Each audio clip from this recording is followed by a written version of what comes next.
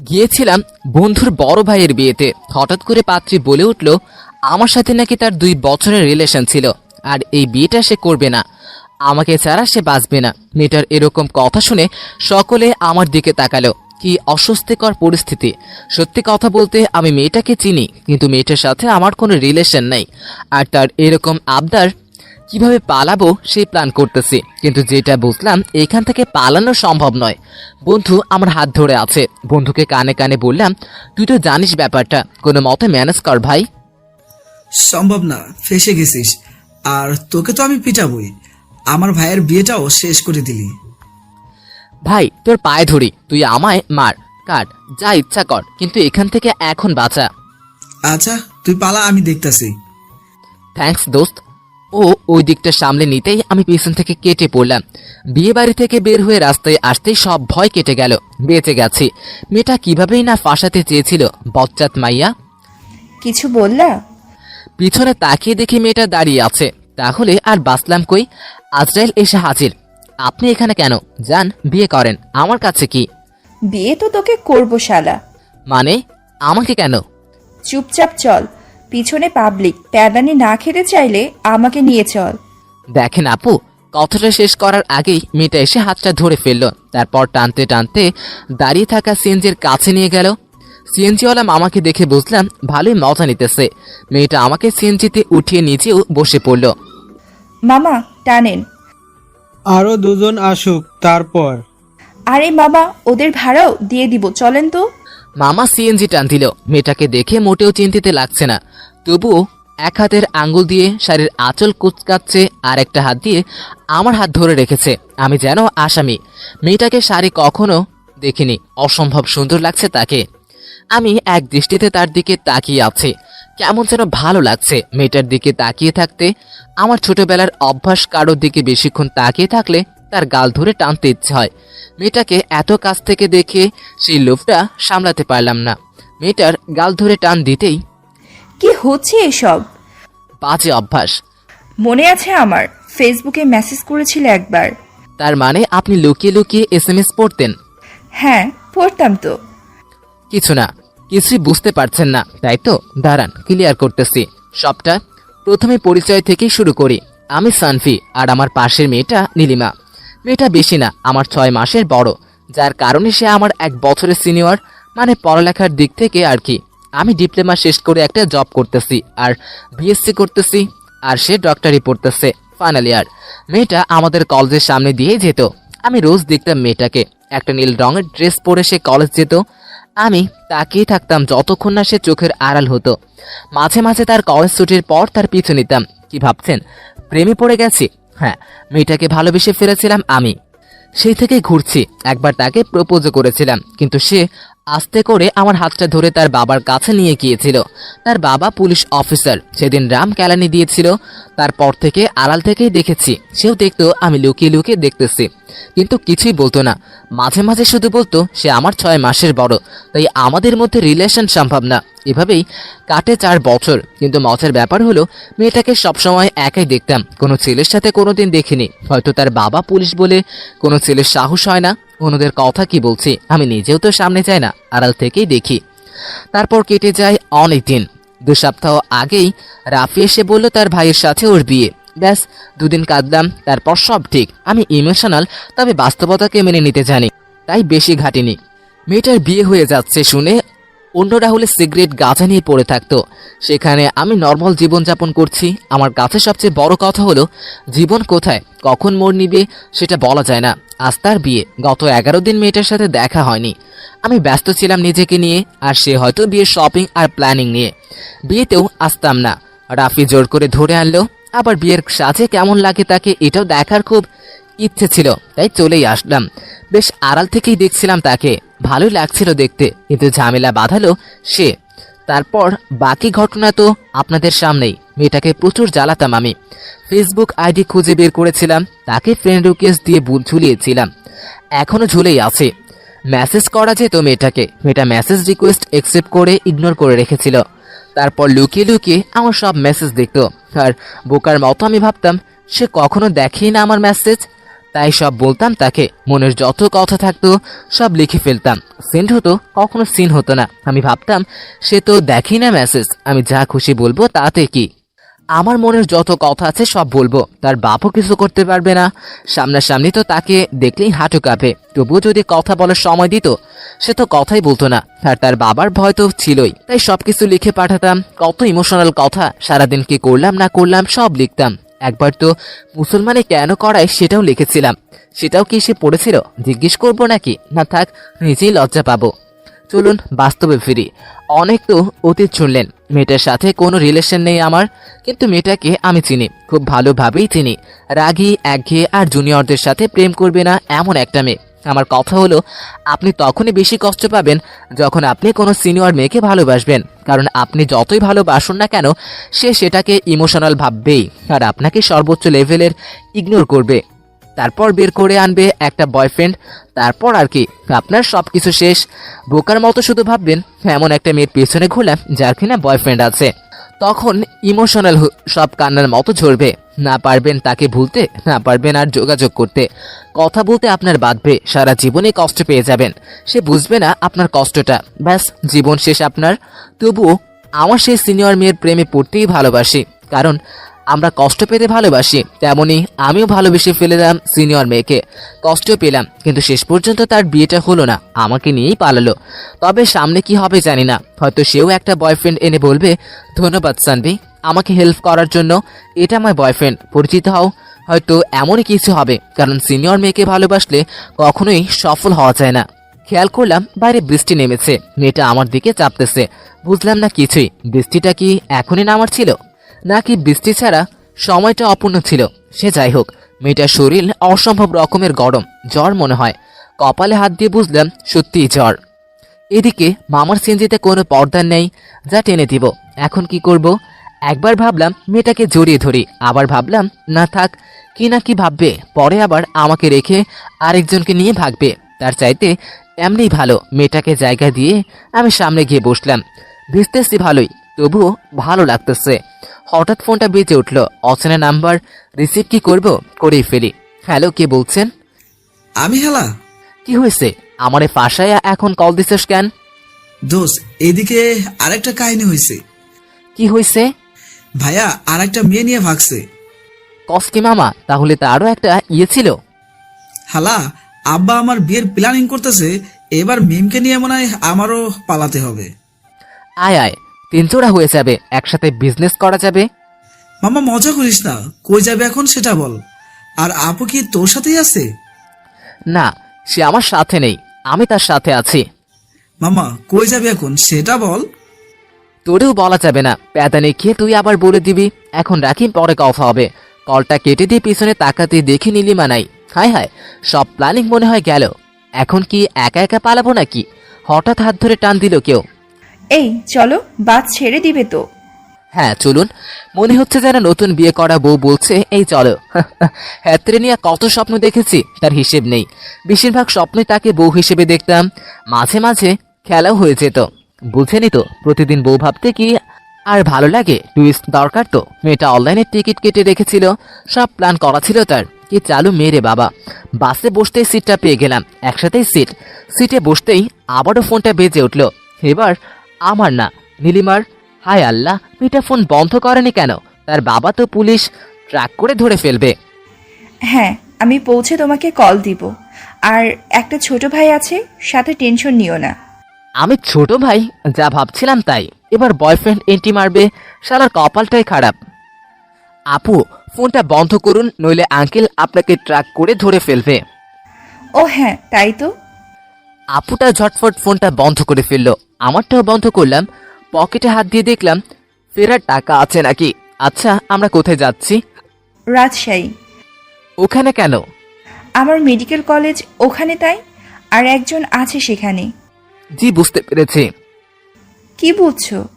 কিছু না। আচ্ছা, বাসের টিকিট কত রাখছে? 470 টাকা। কেন? আপনার কাছে 200 টাকা হবে? হ্যাঁ, হবে কেন?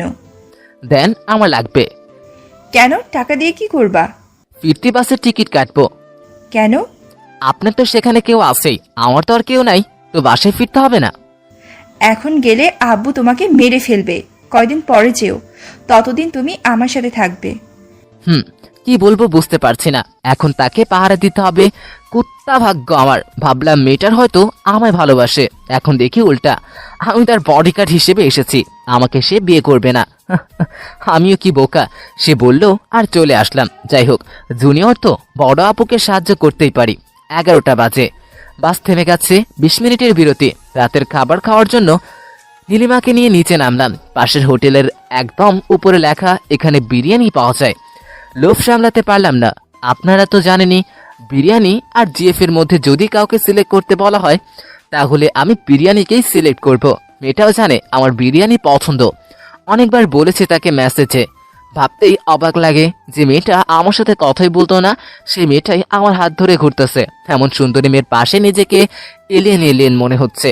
হোটেলে গিয়ে বিরিয়ানি খেয়ে মেয়েটার জন্য জ্বরের ওষুধ কিনলাম। যতক্ষণ সে আমার সাথে থাকবে তাকে দেখে রাখার দায়িত্বটা আমার। বাস ছেড়ে দিয়েছে আবার। মেয়েটাকে ওষুধ খাইয়ে দিয়ে আমি পেছনের সিটে গিয়ে বসলাম। বাস প্রায় ফাঁকা, অর্ধেক সিট ফাঁকা, বাকি অর্ধেক কাপল। আমার পেছনে গিয়ে বসার কারণ তো বুঝতেই পারছেন। অন্যের গার্লফ্রেন্ডের কাঁধে মাথা রেখে সারা রাত আমি কাটাতে পারবো না, অথবা সে আমার কাঁধে মাথা রেখে কাটাবে সারা রাত। কিন্তু সে তো আর আমার না, অন্য কারো। তাই পিছনে গিয়ে বসা। মেয়েটা একবার পিছনে তাকালো, আবার সামনে তাকালো। 2 সিটের মাঝামাঝি আমি শুয়ে আছি। কন্ট্রাক্টরকে 20 টাকা হাতে ধরিয়ে দিতেই সে খুশি। মাথা ব্যথা করতেছে প্রচুর। পকেটে নাপা আছে, কিন্তু নাপায় কাজ হবে না। এটার ওষুধ অন্য, বুঝতেই পারছেন। সিগারেট খাবো। রাতটা কোনো মতো পার করলাম। সকালে উঠে মেয়েটার কাছে গেলাম। এলোমেলো চুলে অন্যরকম লাগছে তাকে। চোখের নিচে কাজল পানিতে ভিজে গালে এসে পড়েছে। কেমন একটা অদ্ভুত লাগছে তাকে। একটা মেয়ে যে কতবার কত রূপ বদলাতে পারে, এটাই তার প্রমাণ। 1000 বার তাকে 1000 রকম লাগে। চোখ সরিয়ে নিলাম। মেয়েটার ঘুম ভেঙে গেছে, অন্য কিছু ভাববে তাই। মেয়েটাও হয়তো ভাবছে সে যতক্ষণ রাস্তায় থাকতো ততক্ষণ তাকে দেখতাম, আর আজ এত কাছে থাকতেও কেন দেখছি না। সত্যি কথা হলো, কালকে রাতে আবারও তাকে নিয়ে স্বপ্ন দেখতে শুরু করেছিলাম। ভেবেছিলাম হয়তো ভালোবাসাটা সার্থক হবে, কিন্তু আমি যতই ইমোশনাল হই না কেন, বাস্তবতা খুবই সহজেই মেনে নিতে পারি। তাই আর কি মেনে আমার কাছে সে এখন একটা টাস্ক মাত্র। তাকে তার বয়ফ্রেন্ড কাছে পৌঁছে দিতে পারলেই আমার টাস্ক পূর্ণ হয়ে যাবে, আর উপহার হিসেবে তার ধন্যবাদ পাবো। বাস থেমে গেছে, মানে চলে এসেছে আমরা। মেয়েটাকে নিয়ে বাস থেকে নামলাম। এখন খেয়াল করলাম তার কাছে একটা ব্যাগও আছে। ব্যাগটা কাঁধে নিয়ে পাশের দোকানে গেলাম। হাত মুখ ধুয়ে একটা সিগারেট ধরালাম। মেয়েটা একটু দূরে দাঁড়িয়ে সব দেখছে। 2 টান দিতেই মাথা চক্কর খেতে লাগলো। অনেক দিন পর খেলাম তাই। অবশ্য কালকে রাতেও খেয়েছি, তবে তখন অন্য অবস্থা ছিল। মেয়েটার কাছে গিয়ে বললাম, কেউ আসেনি? কি বাল খাস, ফেল ওঠা তাড়াতাড়ি। তাকে দেখে রাগে চোখ লাল হয়ে গেছে। আর তার একটা বড় করে টান দিতেই থাবড়া দিয়ে সিগারেটটা ফেলে দিল সে। বুঝলাম না এমন করার কারণ কি। হঠাৎ সামনে তাকিয়ে দেখি একটি ছেলের সাথে এসে সে কথা বলছে নীলিমা। বা বয়ফ্রেন্ড চলে এসেছে দেখছি। চলুন এবার ধন্যবাদটা নিয়ে আসি আর পরিচিত হয়ে আসি। একটা বড় দীর্ঘ নিঃশ্বাস ফেলে নিজেকে সামনে আগালাম। ছেলেটা কেমন অদ্ভুতভাবে তাকায় আছে। এই তোর ছোট ভাই। ওরকম না, এলাকার ছোট ভাই আর কি। পরিচিত হয় ও সানভি। আমি আকাশ, নীলিমার ফ্রেন্ড। শুধু ফ্রেন্ড? হ্যাঁ, শুধুই বন্ধু, আর কিছু না। বাল, ভাবলাম কি আর হলো কি। বুকের উপর থেকে যেন পাহাড় সরে গেল। এখন আফসোস হচ্ছে, রাতে তার পাশে থাকলে তার চুলের গন্ধ নিতে পারতাম, খুব কাছে থেকে দেখতে পারতাম তাকে। তার পারফিউমের গ্রানটা হয়তো হৃদয় ছুঁয়ে যেত, হয়তো কেঁপে উঠতাম আমি। তার এলোমেলো চুলগুলো সরিয়ে দেওয়ার সুযোগটা পেতাম। সব মিস। নিজের উপরও রাগ হচ্ছে। যাই হোক, সে তো অন্য কারো না এখনো, এটা ভেবেই ভালো লাগতেছে। সিএনজিতে উঠে আরেকটা খুশির খবর জানতে পারলাম। কাপল ছাড়া বাড়ি ভাড়া পাওয়া যাবে না, আর মেয়েদের ম্যাচও নেই যে নীলিমা সেখানে উঠবে। কোনো আত্মীয় স্বজন থাকলে তাদের বাসায় থাকা যাবে, কিন্তু নীলিমা সেটাও পারবে না। বিয়ের আসর থেকে পালিয়ে এসেছে, গেলেই ধরা খেয়ে যাবে। নীলিমা আমার দিকে তাকাতেই বুঝলাম এবার বিয়েটাও আমাকেই করতে হবে। দোস্ত, কি করবি এখন? বিয়ে করব। কাকে? তোকে আবার কাকে? না দোস্ত, মাফ কর, আমি এসবের মধ্যে নেই। তুই যাকে নিয়ে পালাইছস তাকে বিয়ে কর, ছেলেটা ভালোই আছে। ভাবতেছি তাই করব। আমি নীরব দর্শক, শুধু দেখতেছে কি হয়। মাঝে মাঝে বুকের ভিতরে চিনচিনে ব্যথা হচ্ছে। আবার মাঝে মাঝে হার্টবিট থেমে যাচ্ছে। কি হচ্ছে কিছুই বুঝতে পারছি না। দোস্ত, সামনে কাজে অফিস, থামবো? হ্যাঁ থাম, বিয়েটা সেরেই ফেলি। আমি ঝামেলায় যেতে চাই না, এমনি যে ঝামেলায় আছি। আমি কিছু বলতে পারি? হ্যাঁ বলো। আমি কি এখানেই থাকতে পারি? আপনাদের কাজ যা আছে সেরে আসুন, আমি একটা সিগারেট খাবো আর কি। তুমি যাবে না মানে? তোমাকে তো যেতেই হবে। কেন? তোমাকেই বিয়ে করব তাই। আমি কি সত্যি শুনলাম নাকি স্বপ্ন ছিল? সবকিছু স্বপ্নের মতোই লাগতেছে। বিয়েটাও হয়ে গেল, বুঝতে পারতেছি না কিছুই, মাথা ঘুরছে আমার। মেয়েটা বিয়ের আসর থেকে পালিয়ে এসে আবার সে বিয়েই করলো। কি যে চলছে তার মনে কিছুই বুঝতে পারতেছে না। একটা বাড়ির সামনে এসে থামলো সিএনজি, বিশাল বড় বাড়ি। মনে মনে ভাবতেছি সবার উপরের ফ্ল্যাটটা যেন আমাদের হয়, হলেও তাই। তাদের নিচেই ফ্ল্যাটটাই আমাদের। আকাশ সবকিছু বুঝিয়ে দিয়ে চলে গেল। একটু পর বাড়িওয়ালা আসলো। আসসালামু আলাইকুম। ওয়ালাইকুম আসসালাম। তা বিয়ে করেছো কবে? 6 মাস। আজকেই করলাম। নীলিমা আমাকে চুপ থাকতে বলল। তারপর নীলিমা তাকে সবকিছু খুলে বলল। লোকটা নীলিমার মাথায় হাত বুলিয়ে দিলেও আমার দিকে সন্দেহের দৃষ্টিতে তাকালো। সবাই এমনভাবে দেখে কেন আমাকে? বাড়িওয়ালা চলে যেতেই নীলিমা আমাকে বলল, এত কথা বলো কেন? সরি। দেখো, তোমাকে কিছু কথা বলা দরকার। জি বলুন। সর্বপ্রথম বাইরে আমাকে আপনি বলবা না। আর প্লিজ আমার কথাগুলো পজিটিভলি নিবা। বুঝে গেছে কি বলবেন। কি বলবো? এটাই যে আপনার উপর আমার কোনো অধিকার খাটাতে পারবো না, আপনাকে স্পর্শ করতে পারবো না, আর আপনি এখানে শুধুমাত্র আপনার ডাক্তারি শেষ করতে আসছেন, আর কিছু না। এটাই তো? হ্যাঁ এটাই। পুরনো ডায়লগ তো। কিছু বললা? না, তবে আমারও কিছু শর্ত আছে। কি শর্ত?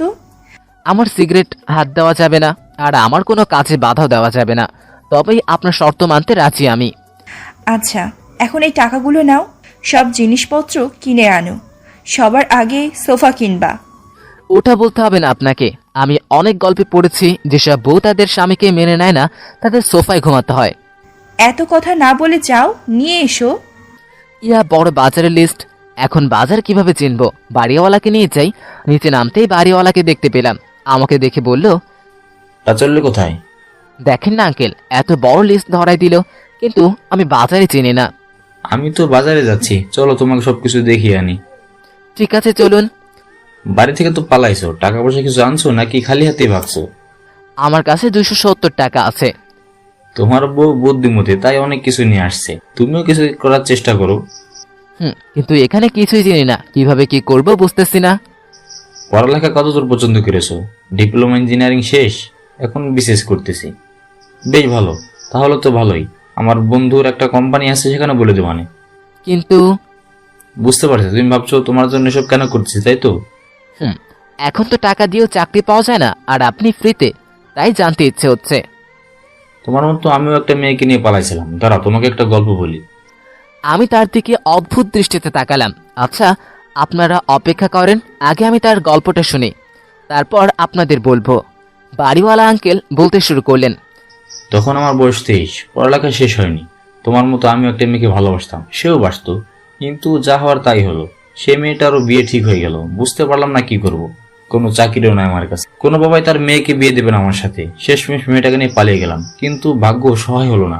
আমার চাকরি ছিল না, চেষ্টা করেছিলাম কিছু একটা করার, কিন্তু ভাগ্যের নির্মম পরিহাস, কিছুই করতে পারিনি। তখন প্রথম কয়েক মাস ভালোভাবেই গেলেও তারপর থেকে ঝগড়া লেগে থাকে। কম কষ্ট করিনি একটা চাকরির জন্য, কিন্তু পাইনি।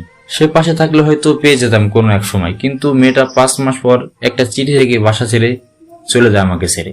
তারপর আর যোগাযোগ হয়নি। শুনেছিলাম তার বাবা তাকে আবার নতুন করে বিয়ে দিয়ে দেয়। আমি চাই না তোমার সাথে এমন হোক। প্রিয় মানুষটাকে হারানোর কষ্ট আমি বুঝি। তার দিকে তাকিয়ে দেখলাম লোকটার চোখে পানি। এখন তার চোখ ঝাপসা হয়ে আসবে। সে তো জানে না আমার অবস্থাটাও তার মতোই। 1 বছর পর সেও আমাকে ছেড়ে চলে যাবে। আরও কথা বলে জানতে পারলাম লোকটা বিয়ে করেনি, আর এত বড় বাড়ি তাই ভাড়া দেয়। এই বয়সে তার নাতি নাতনিদের সাথে খেলার কথা, আর সেখানে সে একটা জীবন কাটাচ্ছে একা। লোকটার হাত চেপে ধরে আশ্বস্ত করলাম আমরা সময় দিব তাকে। আব্বু আম্মু হয়তো জানতে পেরে গেছে ব্যাপারটা, তবে আমি তাদের জানাতে চাই নিজের মুখে। তাদের চিন্তায় রাখাটা ঠিক হবে না। রুমে গিয়ে আম্মুর সাথে কথা বলতে হবে। বাজারে চলে এসেছি। আঙ্কেলই সবকিছু কিনে দিল, আমাকে গাড়ি ভাড়া করে দিল। আমি চলে আসলাম। আসার আগে তাকে বললাম, আঙ্কেল আজকে রাতে আমাদের ফ্ল্যাটে আসবেন, সেখানেই খাওয়া দাওয়া করবেন। সবকিছু নিয়ে বাসার সামনে এসে নীলিমাকে কল দিলাম। 3 মিনিট পর এসে হাজির। দুজনে মিলে সবকিছু উপরে নিলাম। দুজনেই ঘেমে গেছে, গোসল করতে হবে। সে আগে গোসল করতে চলে গেল। আমি কিছুটা ঘুমিয়ে গিয়েছিলাম, চোখটা লেগে এসেছিল। হঠাৎ পানির ছিটায় ঘুম ভাঙলো। তাকিয়ে দেখি নীলিমার সামনে দাঁড়িয়ে, ভেজা চুলে অপূর্ব সুন্দর লাগছে তাকে। তাকিয়ে আছো কেন? আপনাকে ভেজা চুলে অনেক সুন্দর লাগতেছে। আজের কথা বাদ দিয়ে যাও, গোসল করে এসো, ঘেমে গেছো। তা তো যেতেই হবে। আচ্ছা শোনেন, রাতে বিরিয়ানি রান্না কইরেন, বাড়িওয়ালা আঙ্কেলও খাবে আমাদের সাথে। গোসল করে এসে গল্পটা বলবো তোমাকে। বাথরুমে ঢুকে দেখি একটা সাবান, যেটা সে কেবল ব্যবহার করে গেছে, কখনো অন্যের সাবান গায়ে মাখেনি। আজ ইচ্ছে হচ্ছে অনেক এই সাবান, যে প্রিয় মানুষটার স্পর্শ রয়েছে। বেশ করে সাবান মাখলাম, ইচ্ছে হলো পুরোটা শেষ করে ফেলি, কিন্তু তাহলে আমারই লস। আবারও কিনে আনতে হবে, তাই অল্পতেই থেমে খেলাম। গোসল শেষ করে বাইরে এসে দেখলাম মেয়েটা রান্নাঘরে কি যেন করছে। আমার শব্দ পেয়ে সে বাইরে বেরিয়ে এলো। আমাকে দেখে খিলখিল করে হাসতে লাগলো। তার হাসির কারণ বুঝতে পারলাম না। খেয়াল করলাম আমি শুধু একটা তোয়ালে পড়ে আছি, এতে হাসার কি আছে? তাকে দেখে আমি হাসছি নাকি? হাসি থামিয়ে নিজের কাজ করুন। 11টা বেজে গেছে, এখনো কিছু খাওয়া হয়নি। আরে রান্না হচ্ছে, একটু অপেক্ষা করো। তুমি এক কাজ করো, ফেসবুকে ঢুকে মেয়েদের সাথে টাঙ্কি মারো, সময় চলে যাবে। হ্যাঁ, ফেসবুকে তো একটা মেয়ের সাথে কত কিছুই করলাম, কিন্তু আফসোস সে এখন পর্যন্ত রিকোয়েস্টটাও অ্যাকসেপ্ট করলো না। ভালো করছো। এখন কথা বলা বাদ দিয়ে পারলে একটু হেল্প করো। কি করতে হবে বলুন? আগে প্যান্ট পরে নাও, তারপর। ও হ্যাঁ, কিন্তু আমি তো একটা প্যান্ট পরে আসছি শুধু। আপনার মতো এত প্ল্যানিং ছিল না আমার, আগে বললে সব নিয়ে আসতাম। প্লাজো আছে, পরবা? ধুরো, কি বলেন এসব? লুঙ্গি থাকলে দেন। তোমার মতো বলদ না আমি, সব আনছি। কি কি আনছেন? প্যান্ট, লুঙ্গি আর টি শার্ট। আপনি আমাকে না পেলে অন্য কাউকে নিয়ে পালাতেন। না, তোমাকে বাসা থেকে ধরে এনে তারপর পালাতাম। কিন্তু আমি কেন? ব্যাগে লুঙ্গি আছে, দেখো, ওখানে ভাত লেগে যাবে। আরে শোনেন, মেয়েটা যে কি করে কিছুই বুঝি না। ব্যাগ থেকে লুঙ্গি আর টি শার্ট বের করলাম, কিন্তু আমি ভালো করে লুঙ্গি পরতে জানি না। এক সাইড উপরে আর একটা নিচে, এরকম অবস্থা হয়। কোনো মতে লুঙ্গি আর টি শার্ট পরে তাকে হেল্প করতে লাগলাম, কিন্তু সে আমার লুঙ্গি পরা দেখে হাসতে হাসতে গড়াগড়ি খাচ্ছে প্রায়। হাসলেও তাকে সুন্দর লাগে, তার ঠোঁটের নিচের তিলটার জন্য আরো বেশি সুন্দর লাগলাম। আমি কিছু না বলে তার দিকে এক দৃষ্টিতে তাকিয়ে থাকলাম। সময়টা থেমে গেছে তার হাসিতে। এই যে মিস্টার, এখন পড়লে একটু হেল্প করুন। কি করতে হবে বলুন? আচ্ছা, তুমি সালাদ তৈরি করো, যাও। এসব কাজ তো পারবে না, শিখছো শুধু মেয়েদের জ্বালাইতে, বাকি কাজ ফাঁকি। আমি আবার মেয়েদের কখনো জ্বালাইলাম? যাও, সালাদ বানাও। তোমার প্রশ্নের উত্তর দিতে পারবো না আমি। কি আর করার, বসে বসে সালাদ বানাতে লাগলাম। শসা, টমেটো আর গাজর, এগুলা খেয়েই পেট ভরে যাবে, রান্নার কি দরকার?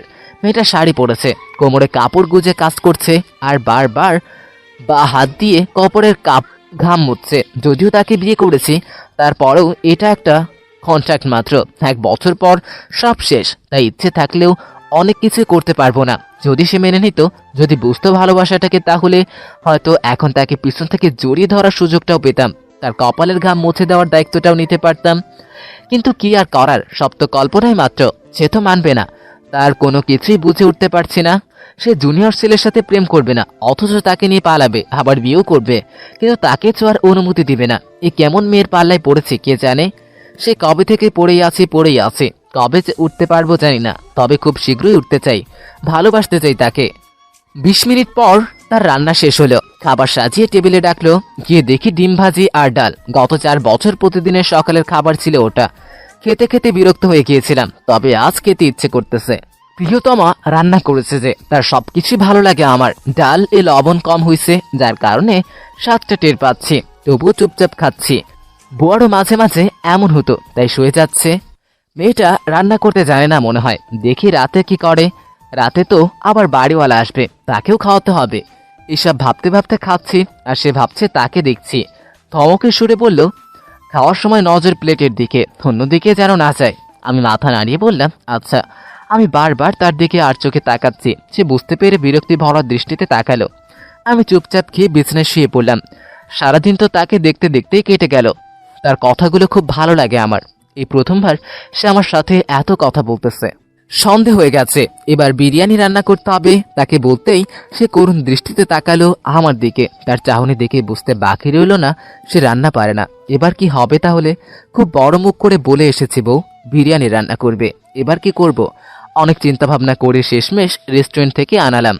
তারপর আর কি, রান্নার পাত্রে রেখে গরম করতে বললাম নীলিমাকে। সেও কথা মতো কাজ করতে লাগলো। কিছুটা গরম হওয়ার পর কিচেনে রেখে দুজনে রুমে এসে বসলাম। দুষ্টু বুদ্ধি কিন্তু কম না তোমার। দুষ্টু বুদ্ধি কোথায়? ওনাকে খাওয়াতে চাইছি তো এখন কি করব? অন্যদিকে বাড়িতে না জানে কি হচ্ছে, দুজনেই নিখোঁজ। যাই হোক, ফোন অন করা যাবে না, অন করলেই ধরে ফেলবে। কয়েকদিন বন্ধ রাখাই বুদ্ধিমানের কাজ। মেয়েটা ল্যাপটপ নিয়ে আসছে, শালার আমি নিঃস্ব, কিছুই নাই। আগে বললেই হতো সবকিছু, নিয়ে আসতাম। এখন এভাবে চুপচাপ বসে থাকতে কি আর ভালো লাগে? যা হবার হবে। সিম খুলে ফোন অন করি, ওয়াইফাই আছে, এটা দিয়েই কাজ চালিয়ে নিব। গুগলের লোকেশন অফ করে ফোনের লোকেশন রিসেট মেরে এরপর এয়ারপ্লেন মোড অন করে ওয়াইফাই কানেক্ট করে ফেসবুকে লগ ইন করলাম। মেয়েটা টেবিলে খাবার সাজাতে ব্যস্ত। ফেসবুকে ঢুকতেই বন্ধুদের মেসেজ দেখে পিপাসা পেয়ে গেল। নীলিমার আব্বু নাকি পাগলের মতো খুঁজতেছেন আমাদের, এখানেও আসতে পারেন। না, আইডি ডিঅ্যাক্টিভ করতে হবে। দেখতেছি আইডি ডিঅ্যাক্টিভ করে ইউটিউবে ঢুকলাম। ঢুকেই প্রথমে ভিডিও পেলাম, মেয়েকে নিয়ে পালানোর অপরাধে এক ছেলেকে কুপিয়ে হত্যা করলো মেয়ের বাবা। আত্মায় কি আর পানি থাকে?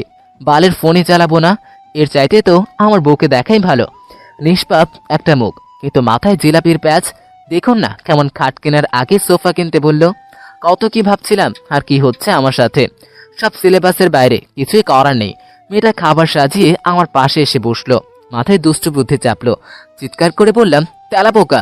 মেয়েটার রিয়াকশন দেখে তো আমি অবাক। সে শান্ত থেকে বলল, কোথায় তেলাপোকা? চলে গেছে। এত জোরে চিৎকার করেছে যে নিজেই ভয় পেয়েছি, অথচ এই মেয়ের কোনো রিয়াকশন নেই। প্ল্যানটা কাজে দিল না। যাই হোক, ট্রাই করতে থাকি।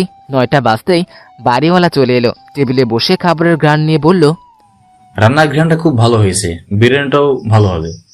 ভালো তো হবেই, রেস্টুরেন্ট থেকে আনা খাবার ভালো না হয়ে যাবে কোথায়? নীলিমার দিকে তাকিয়ে মুচকে হাসলাম। ও খাবার প্লেটে নিয়ে নিজেও বসে পড়ল। তার নিজেরও প্রচুর ক্ষুধা লাগছে, মুখে দেখেই বোঝা যাচ্ছে। আমি বুঝি না মেয়েটা পালিয়ে এসেও কোনো চিন্তা করছে না, একদম হাসি খুশি। চিন্তার কোনো চাপই নেই তার মুখে, ভয়ের তো কথাই নেই। মেয়েটা সত্যিই খুব অদ্ভুত। খাওয়া শেষ করে বাড়িওয়ালা গল্প করতে শুরু করলো। তার কথা বলল, আমাদের কথা শুনলো। কথার এক পর্যায়ে তিনি বললেন, আজকে তো তোমাদের বাসর রাত, দেখো আমি কেমন তোমাদের সময় নষ্ট করছি। কি বলেন আঙ্কেল, থাকেন না আর কিছুক্ষণ? ভালোই তো লাগছে গল্প করতে। না না, আমি যাই, আজকে পরে আসবো। বলেই উনি উঠে চলে গেলেন। আমি দরজা বন্ধ করে নীলিমার দিকে তাকালাম। মেয়েটার চোখে মুখে ভয়ের ছাপ। আমার তো মনে ছিল না আমাদের বাসরাত আজকে। কিসের বাসরা? তোমাকে শুধু এমনি বিয়ে করছি, তাছাড়া কিছু না। কোনো বাসর টাসর হবে না। তা বললে কি আর হয়? আমি তো এমনি এমনি বিয়ে করিনি, আমি আজকে ছাড়বো না। দেখো, কাছে আসবা না বলে দিলাম। হঠাৎ ইলেকট্রিসিটি চলে গেল। সব বাসর রাতে কি ইলেকট্রিসিটি যেতে হবে নাকি? না গেলেও চলতো, অন্ধকারে তো তাকেই খুঁজে পাচ্ছি না। চাঁদও আজ মেঘের আড়ালে মুখ লুকিয়েছে। বাইরে মেঘ ডাকছে, সাথে গুড়ি গুড়ি বৃষ্টি ঝুম করে নেমে পড়লে খারাপ হতো না। এমনই তো চিন্তা ছিল, বাসর রাতে বৃষ্টি হবে, বউকে নিয়ে ভিজবো। কিন্তু উনি তো গায়ে হাতই দিতে দিচ্ছে না। আমিও বা কেমন, জোরও করছি না। আসলে নিতান্তই মজা করছি তার সাথে আমি। তার ইচ্ছার বিরুদ্ধে কিছুই করব না আমি। তার হাত ধরতেই ঝটকা মেরে ছাড়িয়ে নিল। আমি জোর করে কাছে টানে নিয়ে বললাম, বাইরে বৃষ্টি হচ্ছে সুন্দরী, মেঘ ডাকলে আবার ভয় পেও না যেন। যদি বলো তোমার কাছে থাকতে পারি। না, দরকার নেই, তুমি যাও, সোফায় গিয়ে ঘুমাও। আর আমাকে ছোঁয়ার চেষ্টা করবা না। ঠিক আছে, ঘুমান এখন। আমি গিয়ে সোফায় শুয়ে পড়লাম।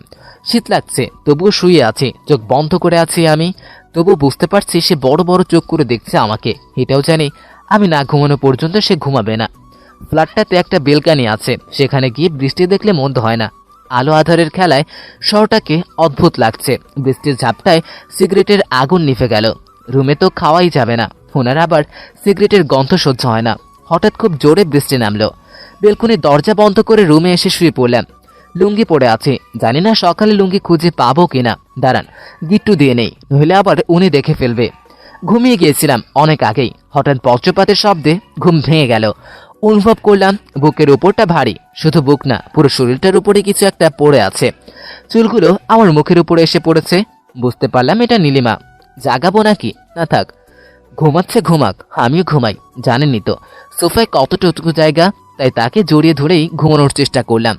কিন্তু ঘুম কি আর আসবে? ঘুম তো আসছে না। তার নিঃশ্বাসের শব্দে যে মাতাল হয়ে যাচ্ছে, ঘুম আসবে কিভাবে? সে কি জানে না তার এত কাছে থেকেও যদি তাকে কাছে না পাই তবে মরে যাব আমি? সে কি এটাও জানে না যে সে আমাকে পাগল করে দিচ্ছে? এটাও কি জানে না তার ভালোবাসাটা খুব দরকার আমার? নাকি সব জেনেও অভিনয় করে যাচ্ছে, সবকিছুকে অবহেলার কাতারে ফেলে দিয়ে নিজে ভালো থাকতে চাইছে? এত কিছু বুঝি না আমি। সব কেমন যেন গুলিয়ে যায়। ভালোবাসার সমীকরণ করা যায় না কেন? না কোনো জায়গাতে ভুল হবেই। কি দরকার তাহলে দূরে থাকে? কাছে এসেই বা কি হবে? এতদিন পর, এত কিছুর পরেও যদি সে না চায় আমাকে, তাহলে আমি বা কেন বসে আছি তার মুখ চেয়ে? হয়তো ভালোবাসি তাই। এই জটিল ভালোবাসায় নিজেও ক্লান্ত হয়ে গেছে। এবার তাকে চাই, সত্যিই চাই তাকে। তাকে না পেলে যে হার্টবিট থেমে যাবে, তখন তার সাথে কে থাকবে? আড়াল থেকেই বা নজর কে রাখবে? চোখাচোখি হলে ভয়ে চোখই বা কে নামিয়ে নিবে? কেই বা ভুল করে তার গাল টেনে দিবে? মেয়েটাকে ছাড়তে ইচ্ছে করে না। তার হাসিটা আমি খুব কমই দেখেছি, তবে সে হাসলে ভালো লাগে। ইচ্ছে আছে যেদিন পূর্ণ একটা চাঁদ আকাশে দেখব, সেদিন তাকে নিয়ে চাঁদে যাব, তারপর হাসতে বলবো। মনে হয় সেদিনও তাকেই সুন্দর লাগবে। সবকিছুর আমার মন করা কথা নিজের মনে হয় এমন হবে। ভাবনায় সেট পড়লো তার নড়াচড়ায়। মনে হয় জেগে গেছে। না, জাগেনি।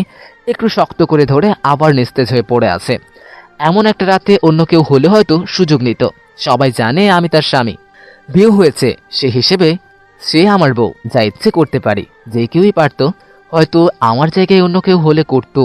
কিন্তু সে জানে আমি তাকে ভালোবাসি, তাই তো আমাকে নিয়ে পালালো। তার দেখুন নিশ্চিন্তে ঘুমাচ্ছে।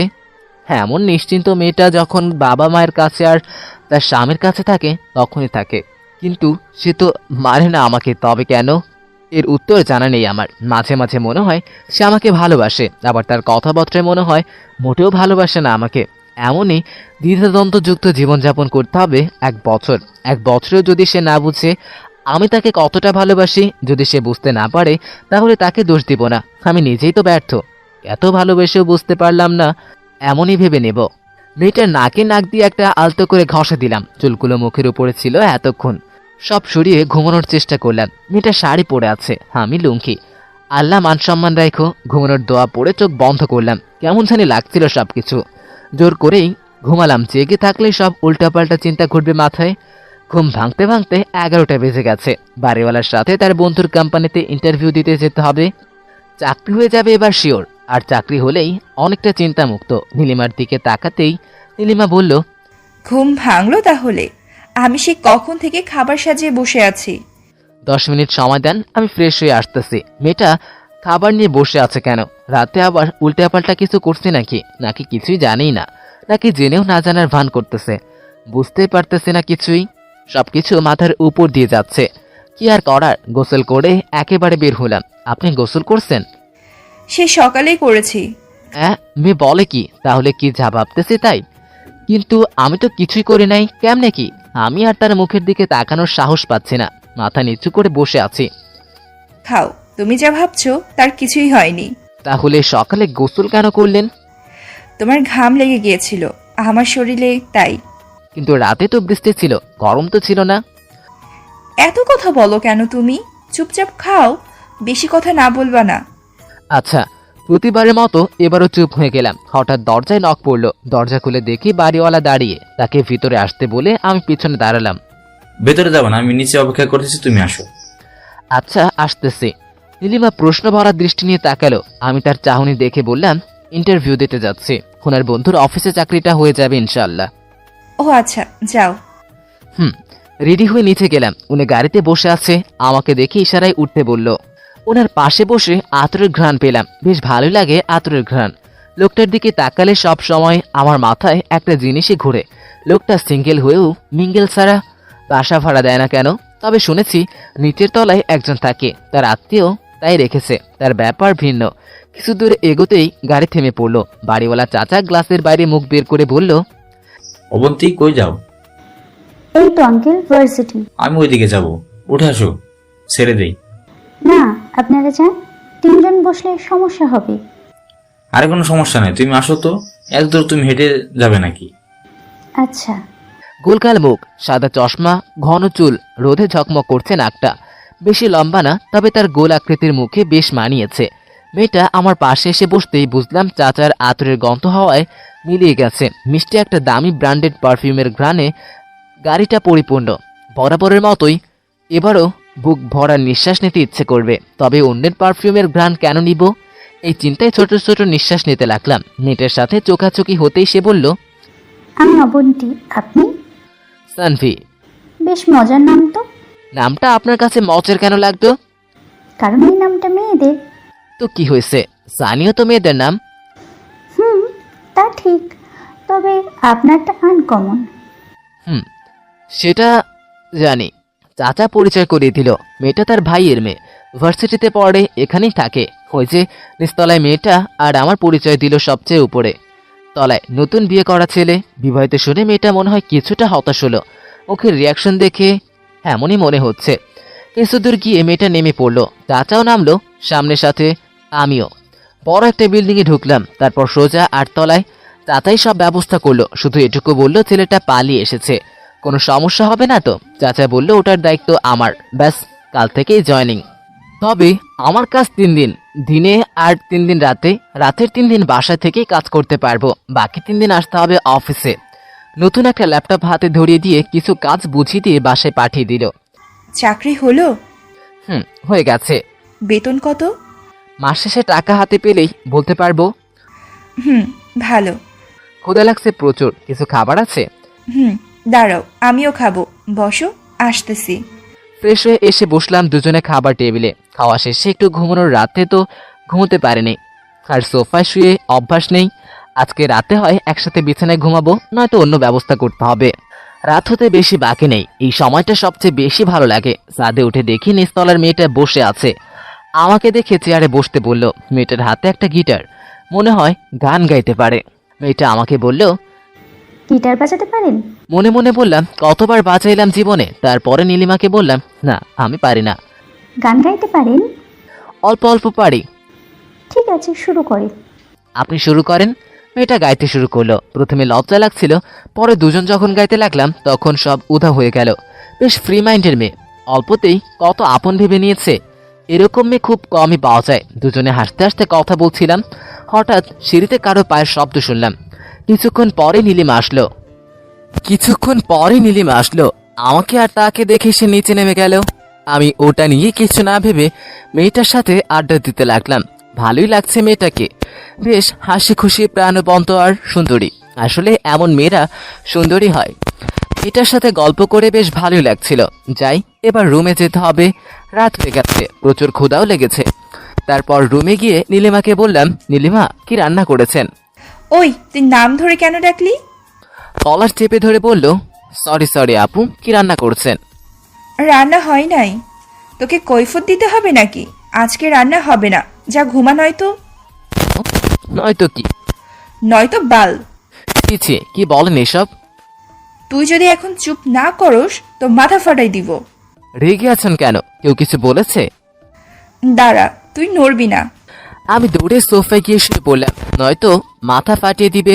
বাট হঠাৎ এত রেগে গেল কেন? মেয়েটার সাথে কথা বলতে দেখে নাকি? চলে নাকি তার? সে তো ভালোই বাসে না, চলবে কেন তাহলে? তার জ্বলছে কিনা জানি না, তবে আমার তো চলছে, মানে পেট আর কি। না খেয়ে থাকতেই পারি না। ওদিকে অনেকক্ষণ না খেয়ে থাকার ফলে গ্যাস্ট্রিকের ব্যথা চিনচিন করছে বুকে। মাঝে মাঝে এমনভাবে ব্যথা করে যে মনে হয় ভিতরে ছিঁড়ে গেল যেন। লাইট অফ করে সেও শুয়ে পড়েছে, আর আমি সোফায় শুয়ে বুকে হাত বোলাচ্ছি। আস্তে আস্তে বউ আমার ডাক্তারি পড়তেছে, অথচ কেমন শুয়ে আছে এখনো। সোফায় এপাশ ওপাশ করতে করতে একটা সময় নিচে পড়ে গেলাম। শব্দ না হলেও বুঝতে পারলাম সে চোখ মিলে তাকিয়ে আছে আমার দিকে, এমন একটা উচ্চক দৃষ্টিতে তাকিয়ে আছে, একদম মনে হতেই ঘুমানোর চেষ্টা করলাম। যেহেতু খাবার নাই তাই জেগে থাকার কোনো মানেই হয় না, বরং ঘুমোতে পারলে ভালো লাগবে। রাত বাড়তে থাকে, সবাই ঘুমিয়ে ব্যস্ত, আর আমি অন্ধকারে তাকে খুঁজে বেড়াই। সকাল হতেই শুরু হলো ঝামেলা। প্রায় 18 ঘন্টা আগে খেয়েছি, আর গত রাতের ব্যথা অনেকটা অসুস্থ করে তুলেছে। আজকে আবার অফিস যেতে হবে, কিছু খেতে হবে। মেয়েটাও তো না খেয়ে আছে, ওর জন্যও কিছু আনতে হবে। অসুস্থ থাকা সত্ত্বেও ফ্রেশ হয়ে বাইরে গেলাম গ্যাস্ট্রিকের ওষুধ নিয়ে। তারপর হোটেল থেকে কিছু খাবার কিনে বাসায় ফিরলাম। রুমে ঢুকে দেখি সে নাই, হয়তো গোসল করতেছে। কিন্তু আমাকে যেতে হবে, প্রথম দিনই দেরি করলে চলবে না, নইলে দেখা যাবে আর চাকরিটাই থাকবে না। ব্যথা কমেনি, সেভাবে খাওয়া হয়নি, তাই হয়তো। যাই হোক, যেতে তো হবেই, যাওয়ার পথে না হয় খেয়ে নিব। নীলিমার খাবার সাজিয়ে রেখে আমি অফিসের উদ্দেশ্যে রওনা দিলাম। আমার জন্য চাকরি নতুন কিছু না, তাই সেই প্রথমবারের মতো ফিলিংস নেই। রাস্তায় বেরিয়ে দেখি কোনো রিক্সা নেই, কি আর করার, হেঁটেই যেতে হবে। কপাল খারাপ থাকলে যা হয় আর কি। বুকের ব্যথা কমলেও ভালো লাগতেছে না। ভাগ্য ভালো, মাঝ রাস্তায় রিক্সা পেয়ে গেলাম। অফিসে পৌঁছে কাজ বুঝে নিলাম। প্রথম দিন বেশি কাজ নেই। আমার পোস্টে আগে যে ছিলেন সে খুব কাজপ্রেমী ছিলেন, তাই সবকিছু তার গোছানো। আমার জন্য ভালোই হলো, বাড়তি কোনো পেইন নিতে হলো না। নীলিমার কথা মনে পড়তেই ভাবলাম তাকে কল দেই, কিন্তু কিভাবে দিব, সিম তো অফ। যাকে ফেসবুকে মেসেজ দেই, সে যতই আমার কাছে থাকুক সে তো দূরেই আছে। তাকে মেসেজ দিলাম খেয়েছে কিনা, কি করে এইসব, সেই এক কাহিনী। সিন হলো না, রিপ্লাইও আসবে না, তবে সে হয়তো দেখব আমার মেসেজগুলো। দিন শেষে বাসায় ফেরার পথে হঠাৎ মাঝ রাস্তায় নিচের তলার মেয়েটার সাথে দেখা। সে আমাকে দেখে রিক্সা থামিয়ে আমার পাশে এসে বসে পড়ল। আপনি সন্ধ্যাবেলা কোথা থেকে আসলেন? অফিস থেকে। আপনি? ফ্রেন্ডদের সাথে শপিংয়ে গিয়েছিলাম। ওহ ভালো, বেশি কথা বললাম না, কারণ নীলিমা এমনিতেই রেগে আছে। এখন যদি এইভাবে দেখে তাহলে খুব ক্ষেপে যাবে। মেয়েটার সাথে গায়ের ছোঁয়া লাগতে কেমন যেন অস্বস্তি লাগছে। নীলিমার সাথে হলে হয়তো একটু তার দিকে চেপে বসতাম, কিন্তু এটা অন্য কেউ, তাই কেমন জানি লাগতেছে। কোনো মতে তাকে বিদায় করে আমি হাঁটতে লাগলাম। কিছুটা পথ হেঁটে যাই, নীলিমার ভয়ে আজ হেঁটে ফিরছি। এই মেয়েটাকে আমার পিছনে ছাড়াতে হবে, নয়তো বিরাট ঝামেলার সৃষ্টি হবে। দরজায় নক করতেই দরজা খুলে নীলিমা প্রশ্ন করল, কোথায় ছিলা সারাদিন? অফিসে। এরপর থেকে না জানিয়ে কোথাও যাবা না। আর টেবিলে ঔষধ আর খাবার রাখা আছে, খেয়ে নাও। আপনি খাইছেন? সেটা তোমাকে ভাবতে হবে না। না খেলে খেয়ে নেন। আচ্ছা তুমি খাও। খাওয়া দাওয়ার পর যে ছাদের দিকে পা বাড়াইছি তখন নীলিমা বলল, ছাদে যাবা না তুমি? তোমার জন্য ছাদ বন্ধ। কেন? ছাদে গিয়ে অন্য মেয়েদের সাথে লাইন মারবা, তা কেন যেতে দিব? আমি প্রেম করলে আপনার কি? আমার অনেক কিছু, তোমার জন্য আমি এই বাসা হারাতে পারবো না। কিন্তু কোনো কিন্তু না, যাও ঘুমাও, নয়তো ফেসবুক চালাও, কিন্তু ছাদে যাবা না। আমি চুপচাপ বিছানায় গিয়ে শুয়ে পড়লাম। আজকে হয় সে আমার পাশে ঘুমাবে, নয়তো সোফায় গিয়ে ঘুমাবে। সে পড়তে বসলো আর আমি চোখ বন্ধ করে শুয়ে আছি। কখন ঘুম আসবে কিন্তু ঘুম আসে না। আমিও কথা বলি না, এমন একটা ভাব যেন আমি ঘুমিয়ে গেছি। এরপর দেখি সে কি করে। প্রায় 2 ঘন্টা পড়ার পর হঠাৎ নীলিমা আমাকে ডাকতে লাগলো। আমি একটু নড়েচড়ে উঠলাম। মেয়েটা আমার শরীরে হাত দিয়ে বোঝার চেষ্টা করছে জেগে আছি কিনা। আমি ভিতরে ভিতরে কাঁপতেছি। এরপর কি হবে সেই চিন্তায় চোখের উপর থেকে আলোটা সরে যেতেই বুঝলাম লাইট অফ হয়ে গেল। হঠাৎ নীলিমা আমার কপালে একটা কিস করলো। আমি তো অবাক হয়ে গেছি, সে নিজে থেকে করলো এটা, নাকি ঘুমিয়ে ঘুমিয়ে স্বপ্ন দেখছি। হঠাৎ সে আমার চুলগুলোতে হাত দিল। চুলগুলো এলোমেলো করে দিয়ে হঠাৎ সরে গেল। তবে কি শেষ হয়ে গেল? না, এবার নীলিমা এসে আমার বুকে জায়গা করে নিল। কিছুই বুঝতেছি না কি হচ্ছে এসব। আমি তাকে জড়িয়ে ধরতেই তার শরীরটা আমার সাথে লেপ্টে গেল। অন্ধকারের পূর্ণতায় একটা হাসি দিয়ে তাকে বুকে জড়িয়ে ঘুমিয়ে গেলাম। এমনটাই তো চাইছিলাম, সে এভাবেই থাকবে সব সময়। হয়তো সকাল হতেই সে আবারও বদলে যাবে। যদি এমন হয় তাহলে সকাল হওয়ার দরকার নেই, চাইলেই তাকে নিয়ে এভাবে হাজার রজনী থাকতে পারবো। সকাল কি হবে? মেয়েটাকে কি একটু ছুঁয়ে দিব? না থাক, বুঝে ফেলবে আমি জেগে আছি। আর চাইতে লুকিয়ে লুকিয়ে একটু আদর খাই। সে তো আমার বুকেই মাথা রেখে আছে। সে কি বুঝতে পারছে না হার্টবিট বেড়ে গেছে? বুকের ভিতর কেউ যেন পিটাচ্ছে এমন অবস্থা। সে তো ডাক্তারি পড়তেছে, এটুকু তো বুঝতে পারে। নাকি সবটা বুঝেও না বোঝার ভান করছে? সে যাই করুক, আমার বুকে মাথা রেখে ঘুমালেই হবে। সে কি ঘুমাইছে সারা রাত? আমি তো ঘুমোতে পারিনি। এমন লাগে কেন? মনে হয় ঘুমোলেই কিছু একটা মিস করতেছি। হয়তো ঘুমিয়ে গেলে জানতেই পারতাম না এই কঠিন মেয়েটা নরম করে একটা পাপ্পি দিয়েছে আমাকে। সকাল হতেই সব বদলে গেল আবারও। সে এমন একটা ভাব করছে যেন সে কিছুই জানে না। আমিও নর্মাল থাকার চেষ্টা করলাম, কিন্তু বারবার তার দিকেই নজর। না, এইভাবে তাকিয়ে থাকলে বুঝে ফেলবে। আমি বরং গোসলটা সেরে আসি, অফিস যেতে হবে।